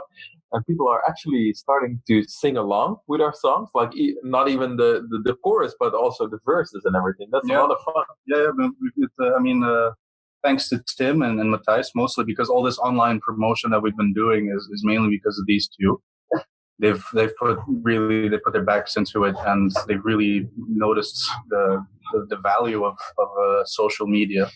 Because that's the modern life these days, is that social media plays such a huge role in the music industry, and they've been taking advantage of it. Thanks to them, we've managed to promote the album really well and have been received very well, honestly, in many countries.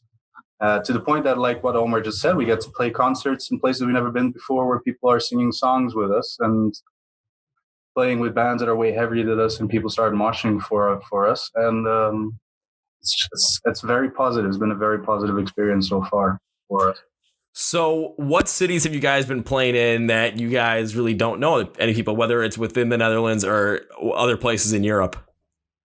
For example, Belgium. We played a concert in Belgium where a few concerts in Belgium were we never expected people to know of us, and suddenly we had mosh pits, people going wild. I think one of the craziest people we've had were in Belgium anyway, and I'm walking all around in our merchandise, and that's a lot of fun. Like that, you already like not even after the show, but already before the show, that people are actually like walking around in your t-shirts, asking for autographs and to take pictures with them.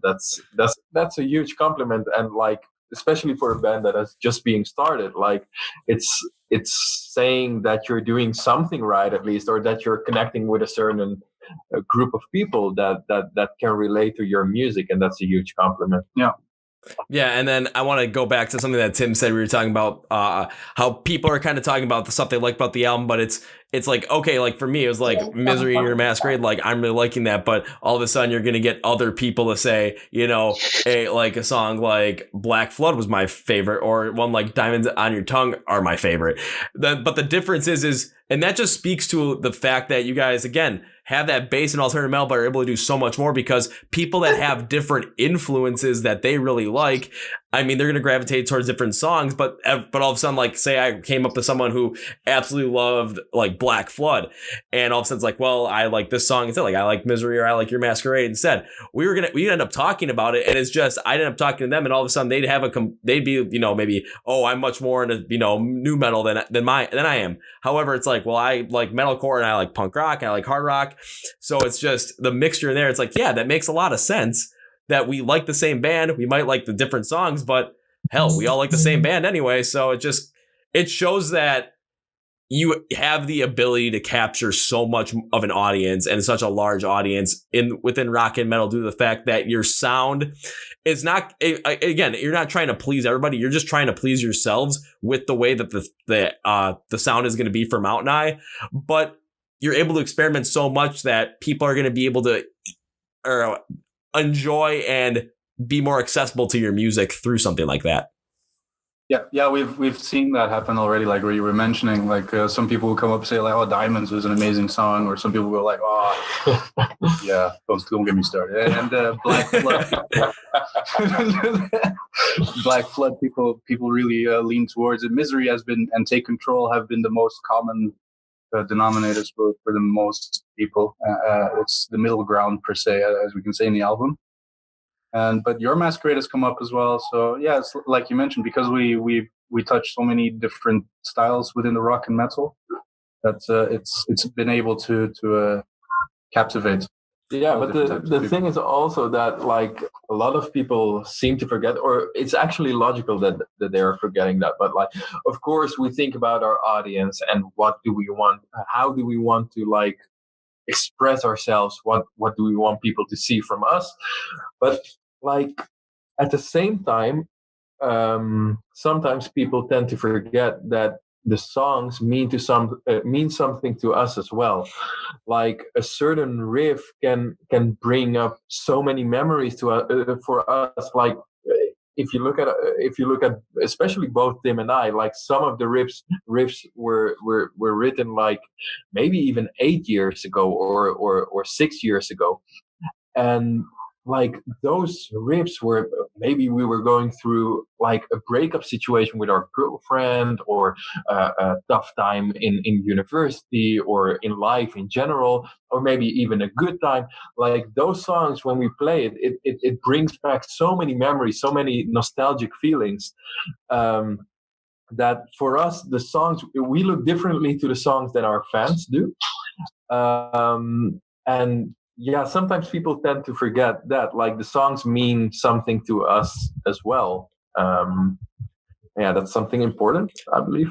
Yeah, it is. And even for myself as well, like when I'm on YouTube and I do my album reviews on new music that comes out, there's always one thing I keep in mind where it's like, I always end up always saying, like, this is my opinion, remember, because I like certain things or certain things I don't like. So I'm going to give my honest opinion on it. However, I'm always going to have to I always remember certain things like that. And one I'm going to end up referring to is the most recent Boston Manor album, because they went a much more alternative style, and I wasn't necessarily the biggest fan of it. And there's a song called On a High Ledge where I forgot what the lead singer's name was, but it was written about a time where when he was younger, he witnessed someone basically kill himself. I think it was by jumping off a bridge right in front of him, and just not necessarily sure where to go after that, and just kind of having this whole empty feeling, just completely unsure how to process everything, just unsure of what was going on.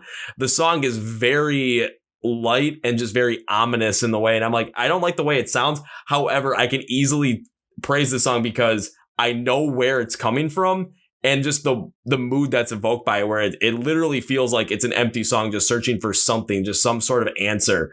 It's like I end up like, I'm not a big fan of the song because it's not my kind of style. However, taking a look at how much it ends up meaning and what the actual meaning of the song is, and how the sound of it ends up mixing with it, it was absolutely fantastic in that right. So it's somewhere I totally understand that, where it's, you guys might make playing a riff that absolutely reminds you of a time where, like maybe you're having trouble with a girlfriend or something. Maybe you're having trouble when you're in school, or just anything in life. And it just reminds you of that. And you're able to just express that emotion through that sound. Exactly. But the most beautiful thing is that for our fans, like we are really an online band. Like we perform a lot in the Netherlands or Belgium or like the countries like next to the Netherlands. But like online, we are a really accessible band. And what we love to see is that so many people are commenting on our songs, like sending us private messages, sending us messages in general, whether it's on Facebook or Instagram or even emails.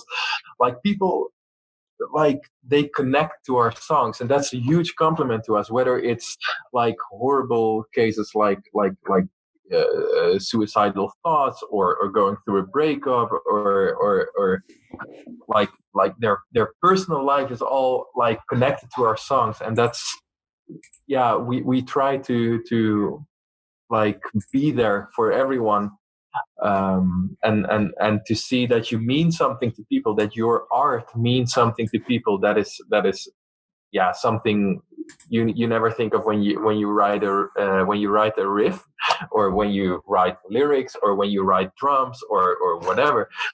Like to see your songs having that amount of influence on people's lives, that's something beautiful. Yeah, and then also I kind of want to jump into what you guys are talking about, being more of that online band where you're really accessible online. And when you're talking about, commenting, people commenting on your stuff, really getting into it, and then commenting back, I mean, that's always one of the most important things you can do, just because people are connecting with you. They're really taking something from your music, especially if it's, if someone sends you a direct message, and it's, of course, because more direct messages, it's more likely to be a little bit more personal because it's going to be private.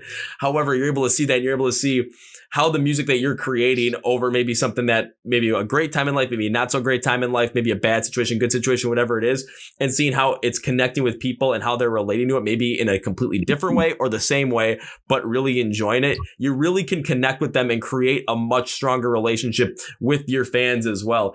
And I do have to give credit to you guys, because I don't think I would ever found you, whichever one you guys commented on the podcast with the Belgian band Swazen, and it was like, oh, this is awesome. I'm like, I listen to your music right after that. I'm like, okay, these guys, I want them on the podcast. Let's go do this. So that's pretty much how I discovered you guys. We try to your be online very, presence. very active online, and then these amazing opportunities come out of being just very active online, and just trying to be as how do you say that, positive being both positive in the terms of the message that you're putting out, and also proactive in going out there and delivering on that message and connecting with everybody that is enjoying your music.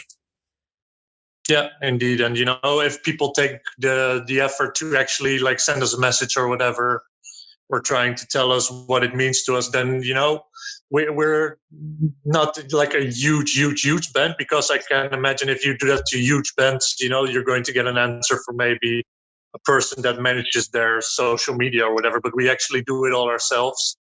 It costs a lot of time, but it's really worth it, because it's just so amazing to actually see, and it's really bizarre to see how it affects people and what it means to people, and it's really gratifying.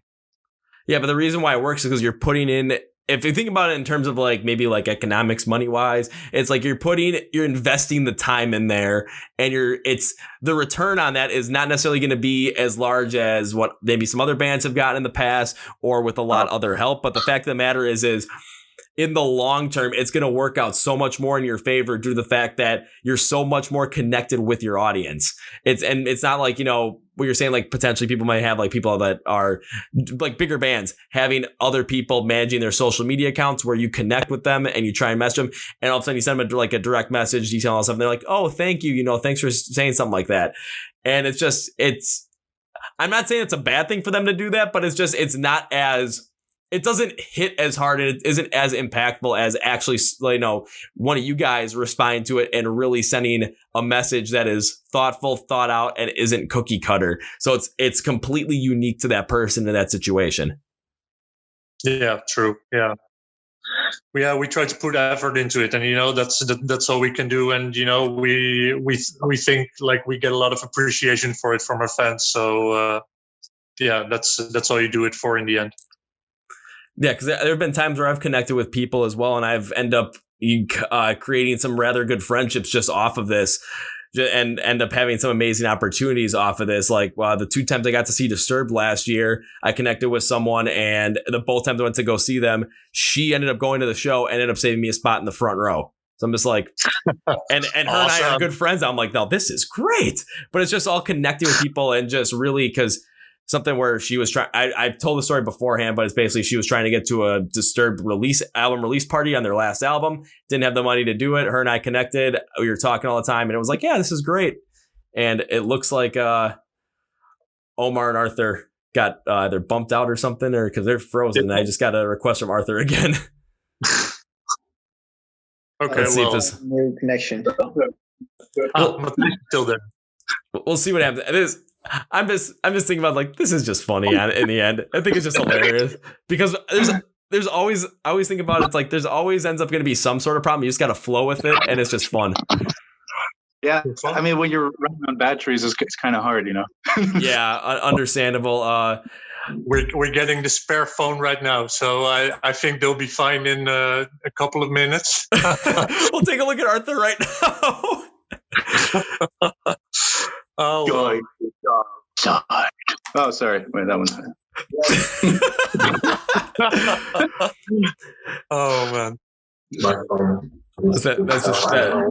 From all the compliments, I have this huge halo now around my head. Yeah, I can see it. I should make sure if it's not there, I should add it so that people can see it. Just thank you. Oh, there's a flashlight coming. Oh, and we're back. And you're back already. We're back again. Sorry for the interruption. No, you're really like a news reporters. We are standing here on the outskirts of Amsterdam. Yeah, I'm just trying because the video from Omar is still basically stuck in there. Honestly, when I make the video, I think because I'm looking at it right now, I'm still seeing the other video. I think it's just going to stick that way. So basically, it's some interesting footage. Oh, it'll be interesting. It'll be fun. It creates more intrigue behind it because it's completely different. There we go. Now it went away, and I still got these guys.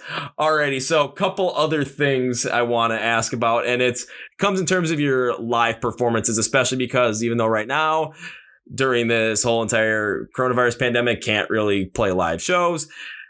No one's really been playing live shows the past 2 months. However, when you guys were playing live shows, what was it like, looking at the crowd, getting that whole entire experience? And then if you have any sort of moment that you can think on the top of your head that's the moment during a live show that was the best or the craziest that ever happened, because I always love hearing stories like that.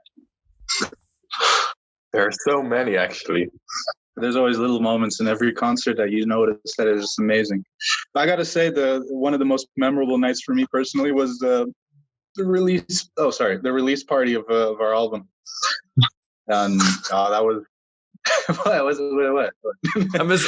was a really cool night. Actually, it was very spectacular. A lot of interaction, a lot of jumping, a lot of screaming, it was just fun from beginning to end. It was just an amazing experience. Even before the concert itself, it was the whole process from arriving there, setting up, sound checking, grabbing your dinner, chilling, and just going on stage. Everything from beginning to end is just amazing. It was an amazing experience. That was very memorable for me personally.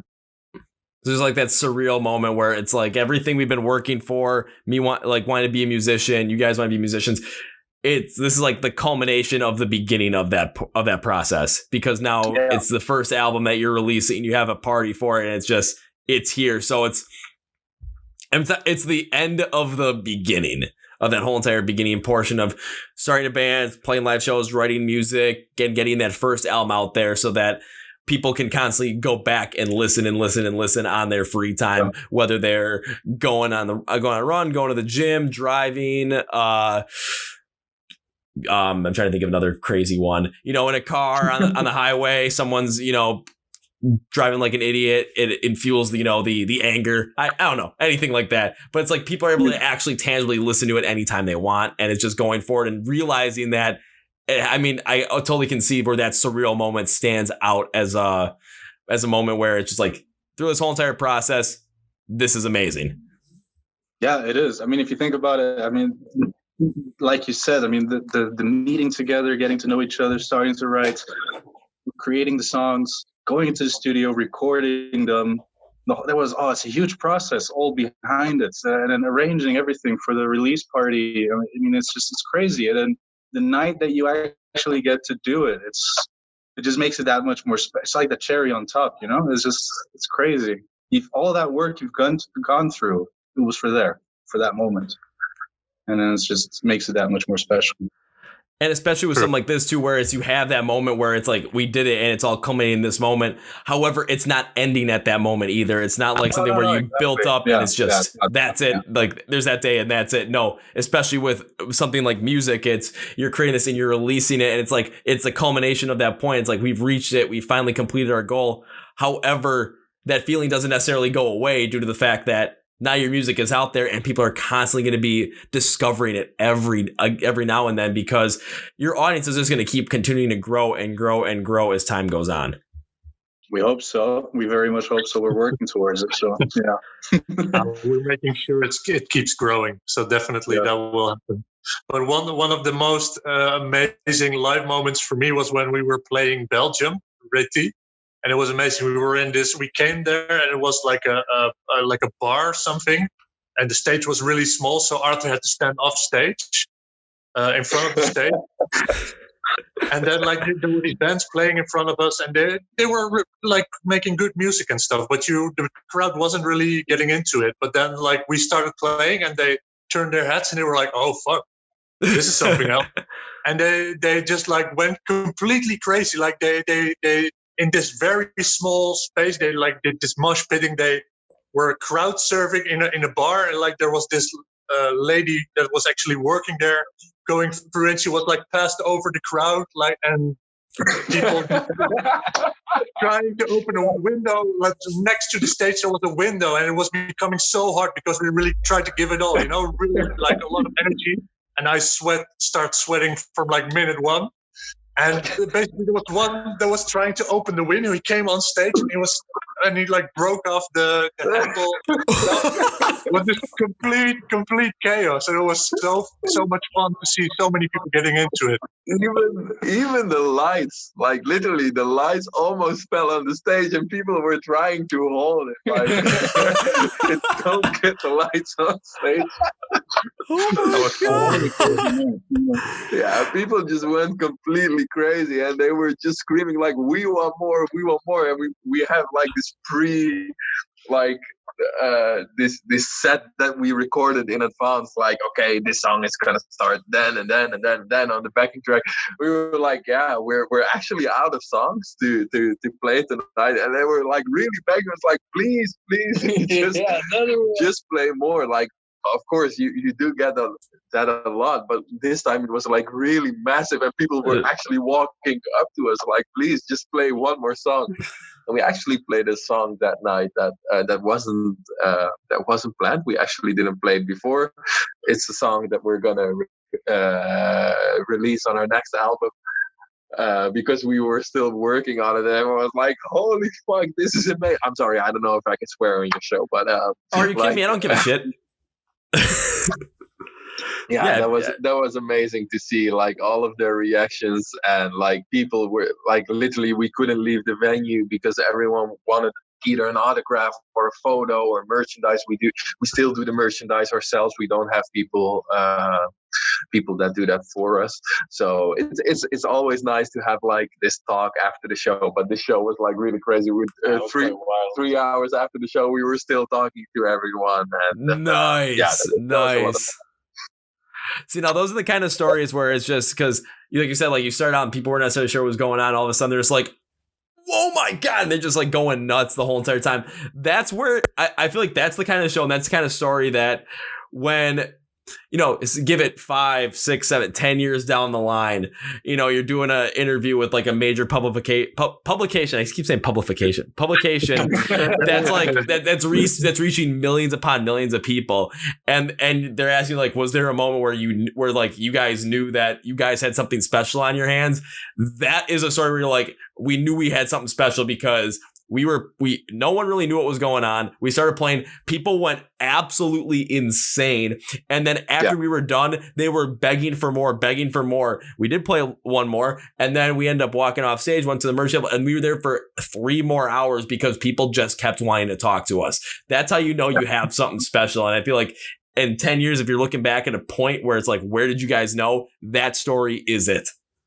Yeah, that's definitely one of these stories indeed. Like, to be honest, we were like in 2018, I think that was the first year we started to perform, right? Yeah, we formed in 2017, in summer 2017. 2018, we were like, okay, just play as much as you can so we can see how the songs work live, to get to know each other on stage, whatever. Like, just play as much as you can.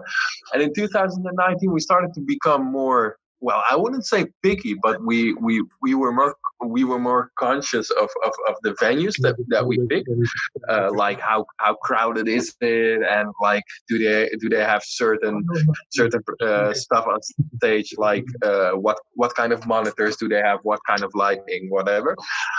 And what we've seen is that as soon as we started to play the more serious venues, it was all like, like people were taking us more seriously, and we felt that we were actually starting to grow. So yeah, that was quite interesting to see where 2019, like the difference in venues, people were reacting so exciting in a way. And that's why it's such a shame to see all our concerts canceled both in the Netherlands and abroad in 2020, because like literally lately every show people were singing our songs, especially Misery, because that's our video clip, our first single. But like people are actually singing our songs, and that's so beautiful to see. I mean, when people are singing your songs, you really get a sense of just, because I've talked to other bands too, it's like when they see people start singing their songs, not just the choruses, but the verse as well. It's just this whole entire feeling comes over them where it's just, this is actually happening. And it's, I've heard, from what I've heard, it's like what most bands say, like when the first time they see that happen, it's one of the best feelings they ever get. Yeah, definitely. There's no doubt about that. Now, so weird when I see someone singing our songs, I actually point at them and start screaming at them, "I rock!" Thank you. All right, before I get into the last thing I want to talk about, I do have to ask this question. What happened to Tim on this? Because there he is. I just went to the toilet and I asked my girlfriend to hold my phone. Thank you very much. Welcome.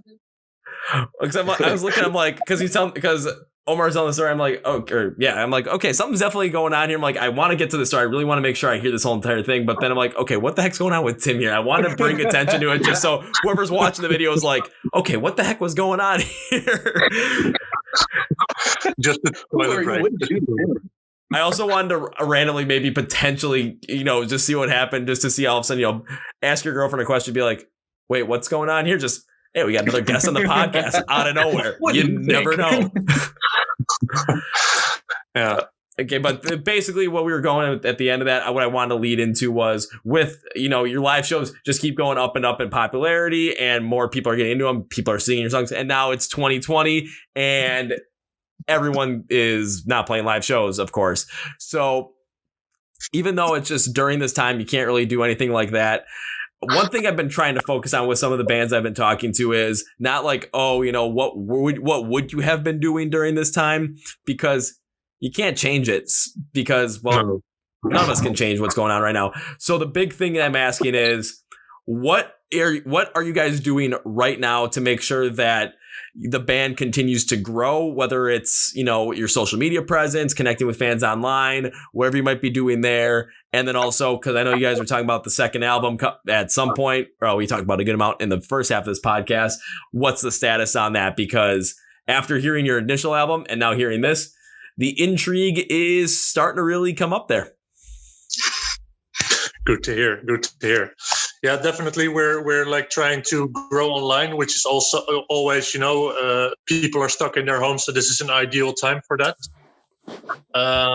Like we do a lot of Facebook ads and stuff to get our people to go to our Spotify and stuff. And, with targeting, you can really target the amount of people that like certain bands. And then, the chances are higher that they actually like your band as well. So that's one of the things that we're doing. And, we're trying to keep the social media going. And, for the rest, we're just really working hard on this, the finishing touches of our demos for the second album. And, I think that it's going to be an extremely good album, which will be even better than Roads Uncharted. And more varied. So, I'm really looking forward to, getting into the studio, recording it and the entire process, leading up, determining which kind of singles we're going to put out, recording the videos and stuff, doing the entire promo plan. So, it's going to be an amazing time and really looking forward to that. Now with you running a lot of like Facebook ads, just try and get people to go to your Spotify and listen to your music. Have you seen a good amount of increase in the amount of people that have listened to your music since this happened, especially listening to your music online because that's where everyone's listening? I don't know. I don't think it's really increased a lot on Spotify necessarily. I don't know what the reason is, but I guess people during work, people are already like listening to music, and when they are at home, they have their like moments and stuff. Sometimes you have to concentrate. Sometimes you have your free time, and I guess that stays the same even when you're at home. I don't know. I didn't see a significant increase since then. Okay, I was hoping there was going to be a significant increase just because I really do like the sound. So I'm like, come on, there's got to be a significant increase. Come on. Well, we are increasing, but it's just it's more because of the ads and stuff, but it's not been like a Corona effect or something like that. Okay, because I mean, I'll put it this way: there are not many bands that when this happening that are growing at a rather rapid pace. I mean, if I find any of them, it's very few and far between. The only example I can really think of a band really growing very well during this time is the band From Ashes to New, because they're doing a lot of covers online. They're putting them on YouTube as well. And they released their song Panic in like middle of April. And I mean, if you guys haven't listened to it, you will literally think it's like Linkin Park from Meteora or from Hybrid Theory. Like it sounds fantastic, but it's not. But it's definitely From Ashes to New. It's really good. But basically, kind of like what I always like to think about is again, I was mentioned it earlier. Take a look at the situation we're in now, because we can't change the situation. How can you guys make the situation advantageous to you? And it's trying to connect with people online, trying to make sure that you're always talking with people, talking with your fans, growing your fan base that way, and even connecting with other fan bases at the same time as well, to not only, promote your music, but then also just to connect with them, because that connection, instead of just saying, going out online and being like, hey, listen to my music. Because if you're going to spam people like that, it just doesn't work, because then people are going to be turned away from it. But if you're going to, just give compliments or try and talk to people about, the music that they're listening to, the music that they're commenting on, and just saying, some like, we really like that as well. All of a sudden you're getting a conversation with them. They start listening to your music, and then you've got a fan for life right there. Yeah. Indeed, and that's the thing, if you ask people to do something like insistently, then it becomes spamming and it becomes annoying. But like if you get into a actual conversation with them, like, oh, I really love that music too, it's so amazing, and then they become curious, and then they find out about you, they listen to your music, and well, chances are high, if they like those other bands that that we love, then the chances are high that they like our music as well. So then, yeah. That's basically what we do. Understandable. Now I got to jump to the second album. So what's the status on that right now? How far you guys progressed in making that second album? Are all the songs written? Are you guys tracking anything? Even though I'm not sure if you guys can get in the studio right now to really go forward and record a lot of stuff. So what's the status on the second album? Because I kind of want to listen to it. Matthijs, maybe this is the point where you get back on track, since at your sleep. He's almost falling asleep. That hat is getting lower and lower. It's called a deflation. Well, I can tell you something about the status of the second album.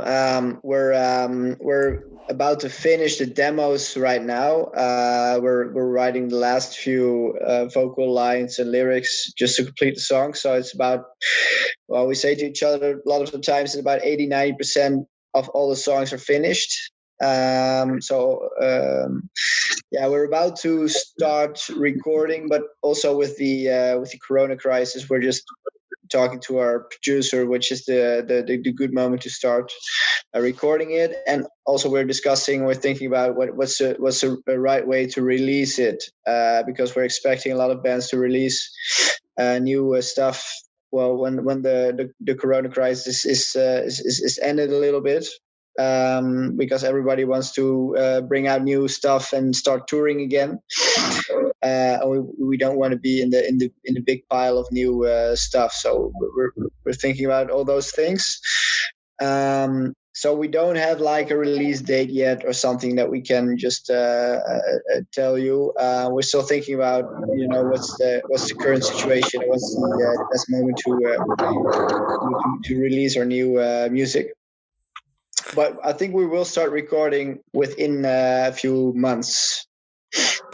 I don't know if any of the other guys have anything to add about it, but no, just that we're really excited. That's really, really, really good.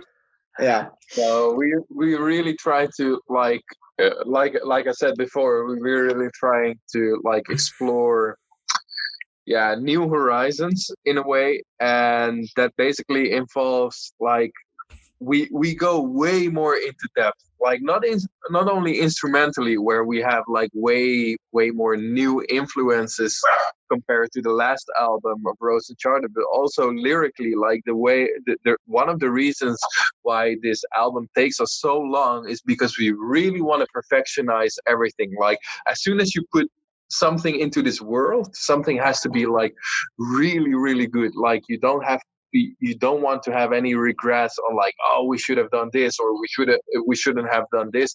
And that includes, for example, drum fills or whatever. But like one of the main reasons why we're still like in the writing process is that we really wanted to make it into a concept album. We don't want to share, like, it's not the right time to share any of those details, but one of the things is that we really are focusing on the lyrics and on metaphors. Like it will be a story, like from the first song to the last song, it's like one story, like with interludes at the right time. Like I said before, I'm a really like track list fetishist, and it has to be like one story, both instrumentally and especially lyrically. Like we want some people like to like take a good look at the lyrics we will have on this album, and like make it their own, like connect to those lyrics and not go back to the like it's not that, but not like to go back to the regular new metal vibe, like, oh, this is me feeling this and this, and okay, that's it. No, we really want to bring in philosophy. We really want to bring in literature. We really want to bring in so many things that will make this album go into depth. Like each time you're listening to it, it will be like, oh shit, that's something I didn't see in those words. Like, why is he using exactly these words or these sentences, or why does these words come exactly at this moment in the song?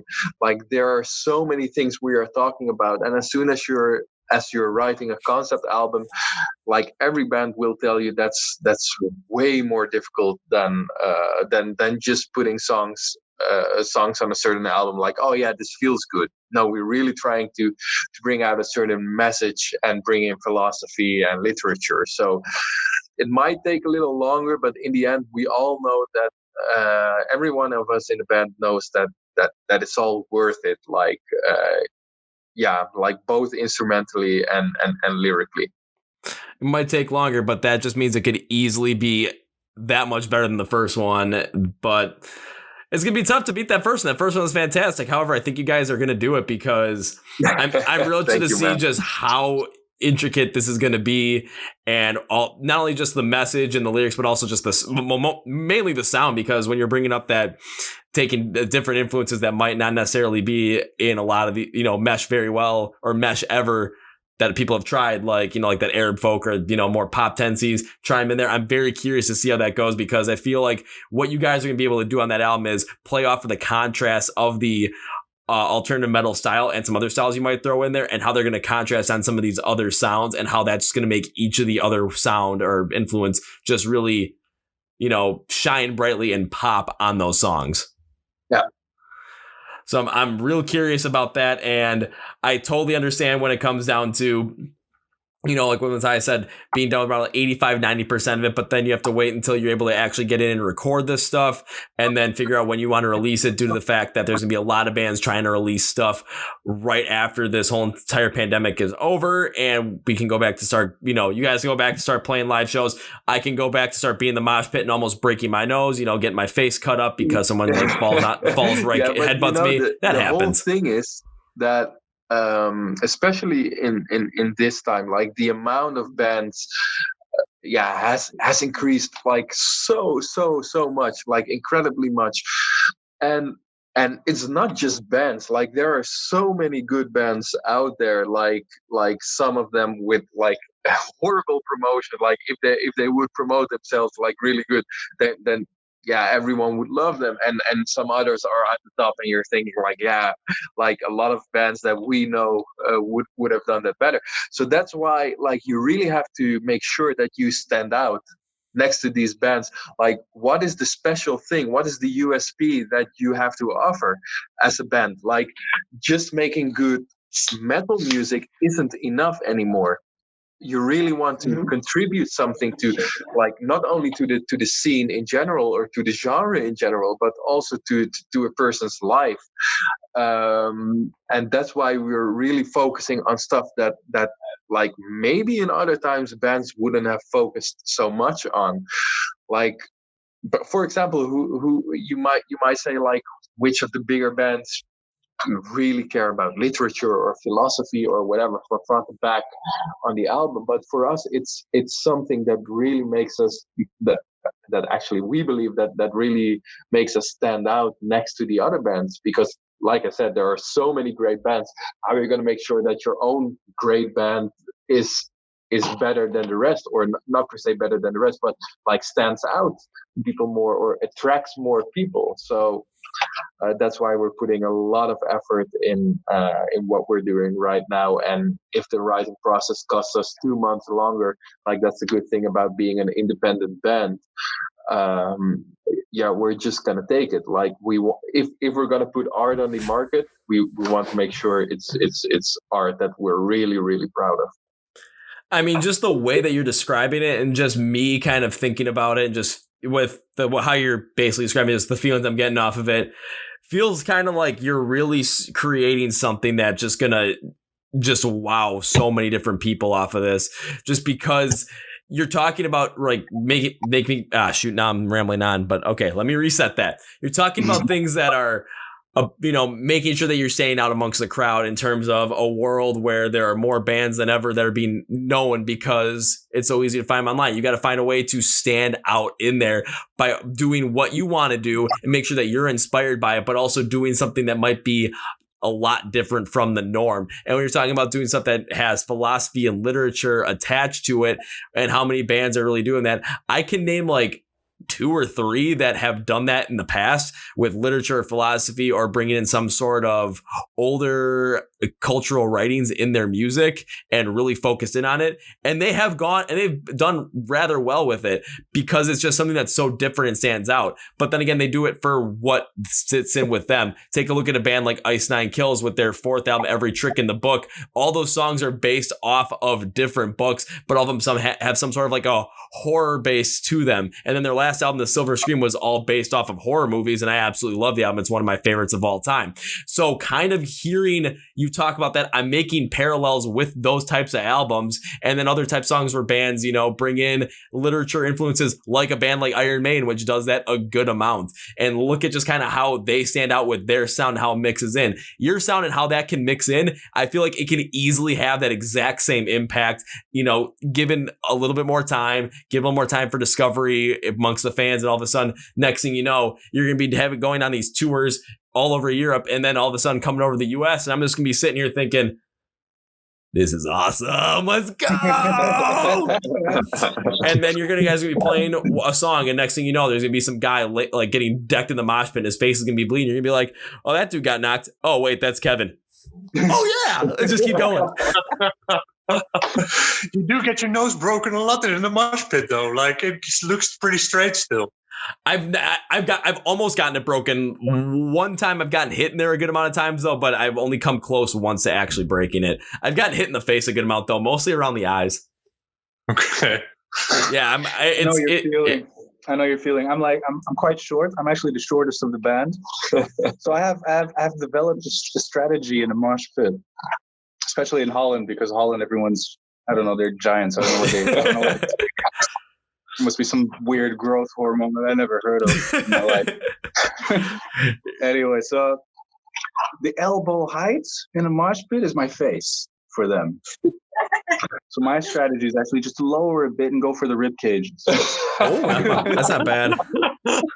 I survived. I'll say most of the times I get hurt, it's always through something completely ridiculous. Like one time it was a black eye because I was in the pit and people were like crowd surfing over the pit. So we had to quickly stop to get these people over. And I had both hands up on someone. And all of a sudden, here comes someone else, like heel of their shoe right to the face, like boom, just horrible. One of the time it was like I got knocked down because, well, that happens. As I'm getting picked up, someone gets knocked down and you go head to head, like, and that's when I had a huge cut above my eye. And then during falling in reverse, I took a flying elbow to the face. And that's where I thought I broke my nose. And I was really mad because I'm like, it's during the best song. And they just started the bridge. I'm like, and this is where it's going to be good. I'm like, and I broke my freaking nose. And I'm like going like this. I'm like, man. There is no pain. What the hell? And then like not bleeding. And all of a sudden I start seeing the room clear out because they're going to do the wall of death. And they want me to lead one side. I'm like, fuck it, let's do it. just forward. So I mean, I do pretty good, but I always end up just getting, if I get hurt, it's never because I just get like completely knocked down or anything. It's always something else on top of it. And it's just, but it happens a lot, which is really weird. That is weird. It never happened to me, honestly. I never had such a bad experience. I'll put it this way though, on those shows that I go to where that happens, they're always the best shows I get to go see. And it's like the energy is always the highest, it's always the craziest. And I'm always like, and I'm the one that gets hurt during these shows. So I guess it's like a thing like if I get hurt, I know I'm seeing a good show that day. All right. So if you come to our shows, I'm going to make sure I'm going to get off stage and punch you in the face to make sure you won't forget it. Oh, that was an amazing show. Honestly, if all of a sudden, like during the middle of your set, if you just came down, punched me in the face, and like went back on stage, everyone probably be looking like, "What the hell just happened?" I'm gonna be sitting there like, "This is gonna be a great show." Why I got punched in the face by Arthur? Yeah.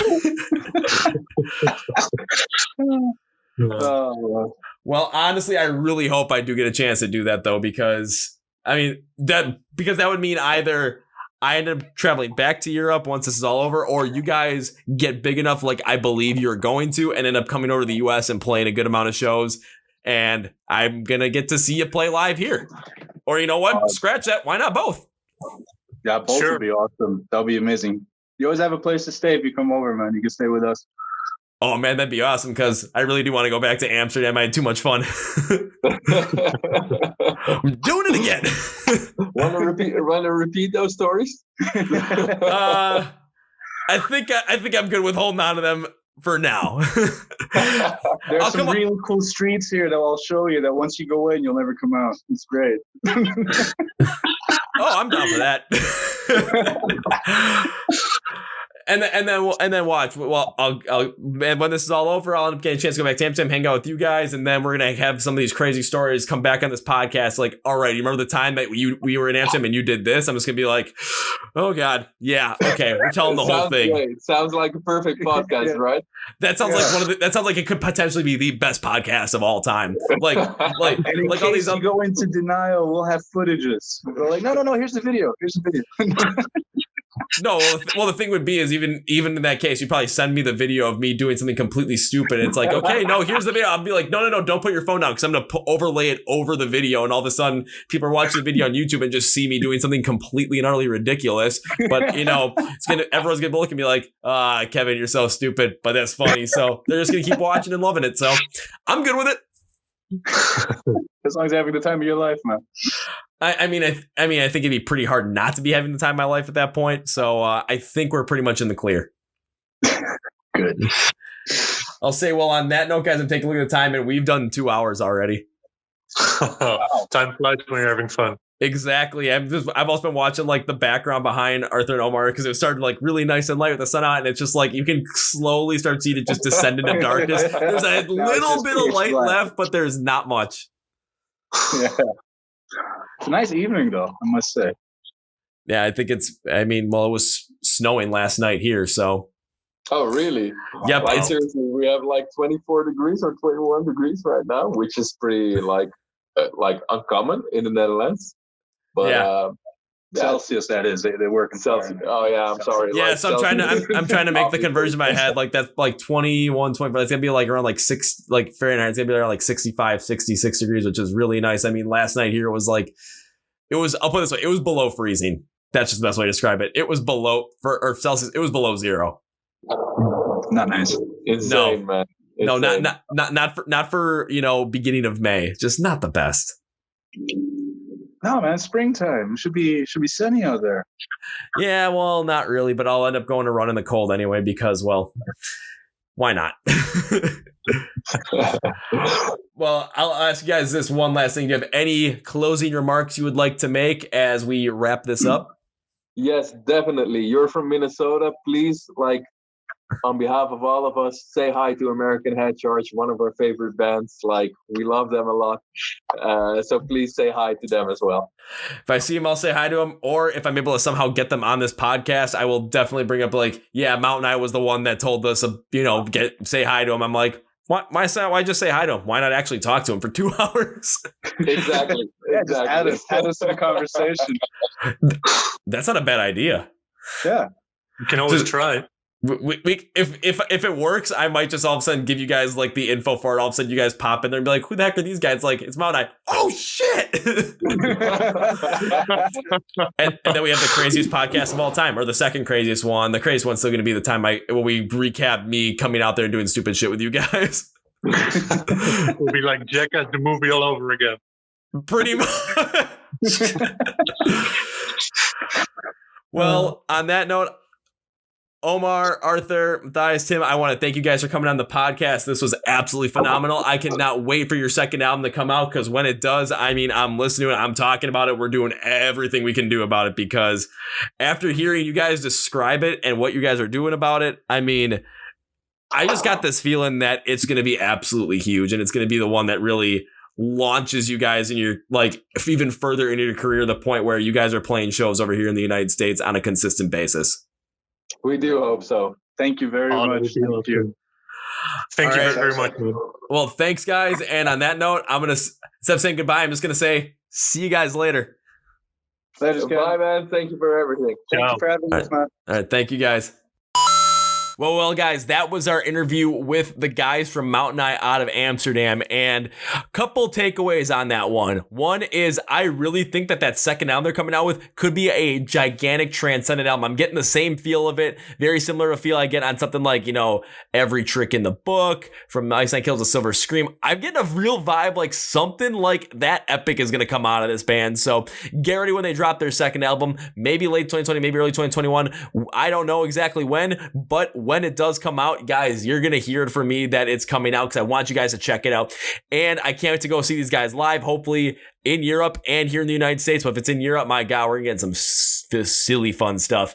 And you guys are going to hear all about it in the Chord Progression podcast. So go listen to all their stuff. Go follow their stuff because this is a band you really want to follow. This is a band you really want to get in, especially if you like that alt metal sound, but also if you like so many other sounds like new metal, if you like hard rock, if you like some metalcore in there, they got a lot of it. And I can't wait to see what they do with some other influences with that alt metal sound. It's going to be fantastic. I am super psyched for it. And that's going to be the end of the podcast episode today. So thank you for watching.